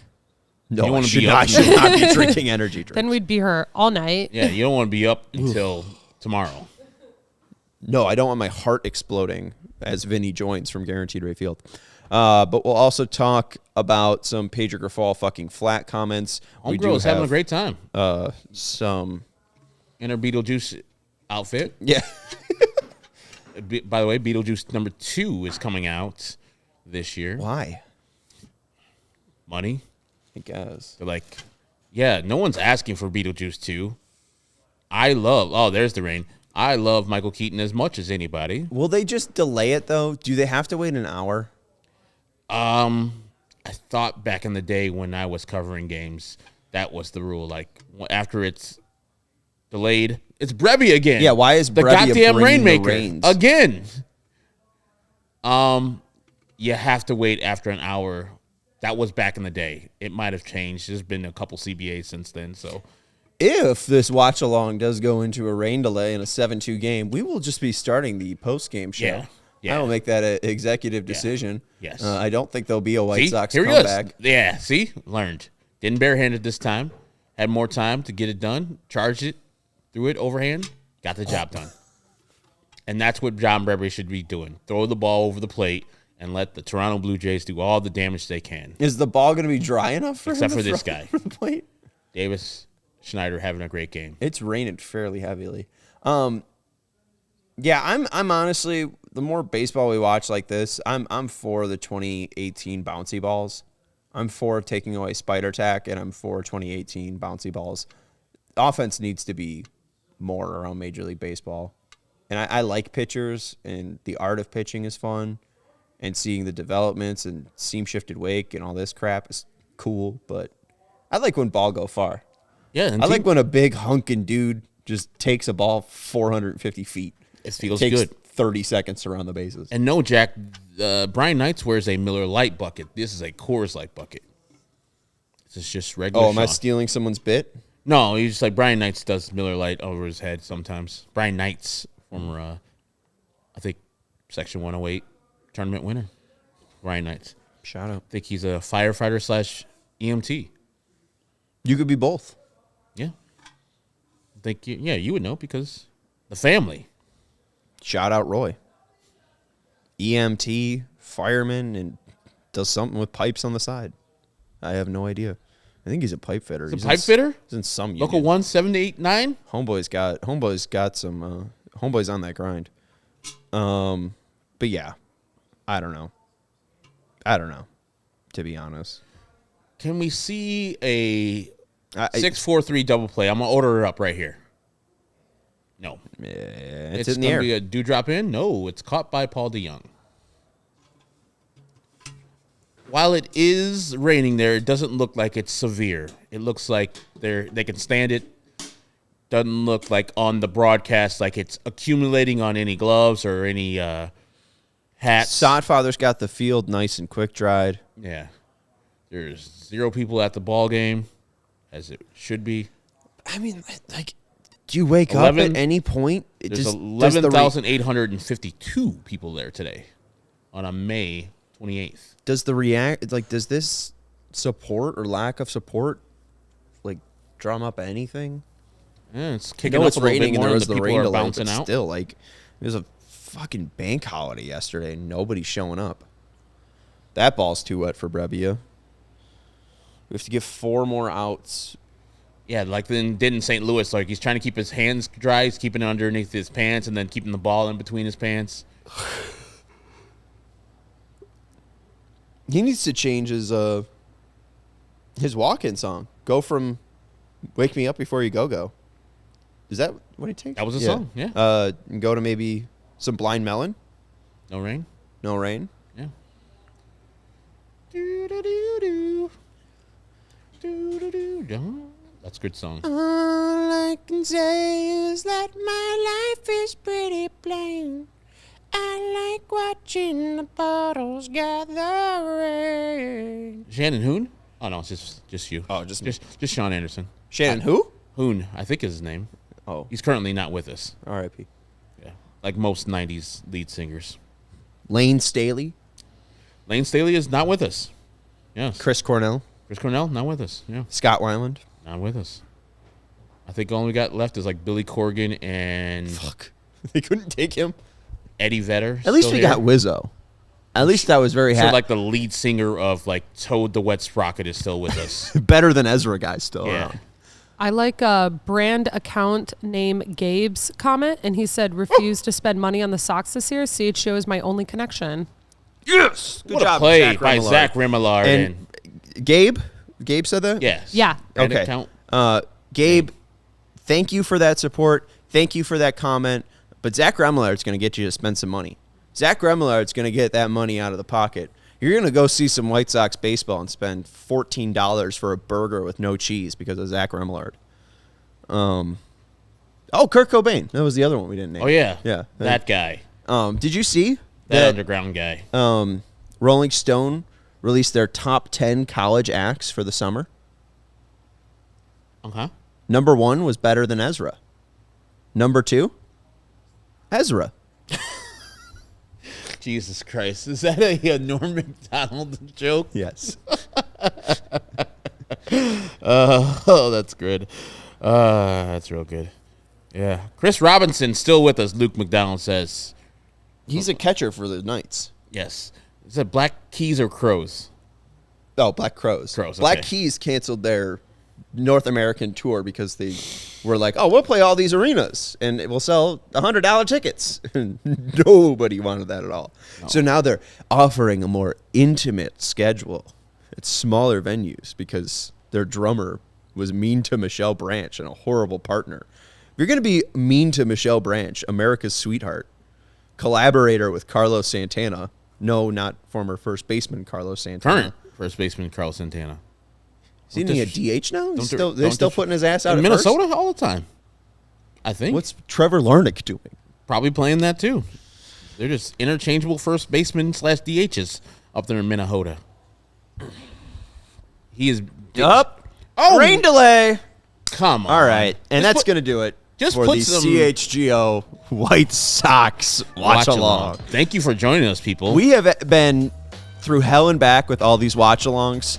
The first time we tried to do it back in August, was that 2022? Is Pedro arguing to play the bottom of the ninth? Who cares? Just say, hey, we give up. Can we give up? Is that what he's saying? No, because they don't want to be fucking flat. Post game's going to happen, though. Corey Lee So- is a leader, though. He's out there barking. We are going to start the post game in a second. Feel free to join us there. Sarah's firing up the show right now. We'll take a brief intermission as this game hits a rain delay. We will keep you updated in the post game if this game restarts or if there's any further news on if the White Sox will embarrass themselves and Come try back. to get those last 3 outs. Come back. Are you It's like not a gonna- stop like it. a Pedro Grifol like Stop Mark? it, Sarah. Are you getting paid by the Watch, Grifol though. companies? Watch tonight be the night. I'm all about, Sarah you know, is too positive. You've been watching way too many White Sox games to have this positivity still Literally. with you. This like is my John first Triffin year, is though. looking at you and he's like, hey, man, calm down. They should hire me for their spokesperson. I think they should. I think you do a Give really me- great give me job. money. This watch along was presented by Prize Is Picks. it not raining anymore? It doesn't look like it's raining anymore. Now they're Kinda. trying to call it off or call off the rain delay. This watch along was presented by Prize Picks. Daily fantasy sports made easy. Use promo code CHGO for a first deposit match up to $100. Prize Picks is America's #1 fantasy sports app with more than 5 million members. It's the most fun and exciting way to get in on the action while you watch your favorite sports and players. You just pick more than or less than on 2 to 6 player stat projections for a shot to win up to 100 times your cash. With Prize Picks, you can turn $10 into $1,000 in a single game watching your favorite sports this summer, and you can make a Prize Pick lineup in as little than 60 seconds. You just need to pick more than or less than on 2 to 6 player stat projections, and you're locked in. I ended up going with more fantasy hitter score on Vlad Guerrero Jr., and I don't think that hit. I haven't checked in on the NBA game, but I'm sure Naz Reid probably has 50, 10, and 10, just knowing that he's the greatest basketball player of all time. They do have a 105-100 lead, so it seems like they're going to be taking a game. So I will take that. Naz Reid had 6-5-1, so 2 losses on that, and I had 2 losses on the Prize Pick entry for this game. So an 0 for 2 day for me. So very, very fun my bad on that. But you can try to beat me or at least have a better day on Prize Picks. Download the app today and use code CHGO for a first deposit match up to $100. That's code CHGO for a first deposit match up to $100. Prize Picks, pick more, pick less. It's that easy. It is. That's a fun radar right there. All that just coming over Michigan, Lake Michigan, circling. It's like swirling building. over, just staying over the ballpark. So, John Triffin looks as annoyed as we are that it's in a rain delay. Because he's looking at the same picture. It looks clear as hell, not raining anywhere.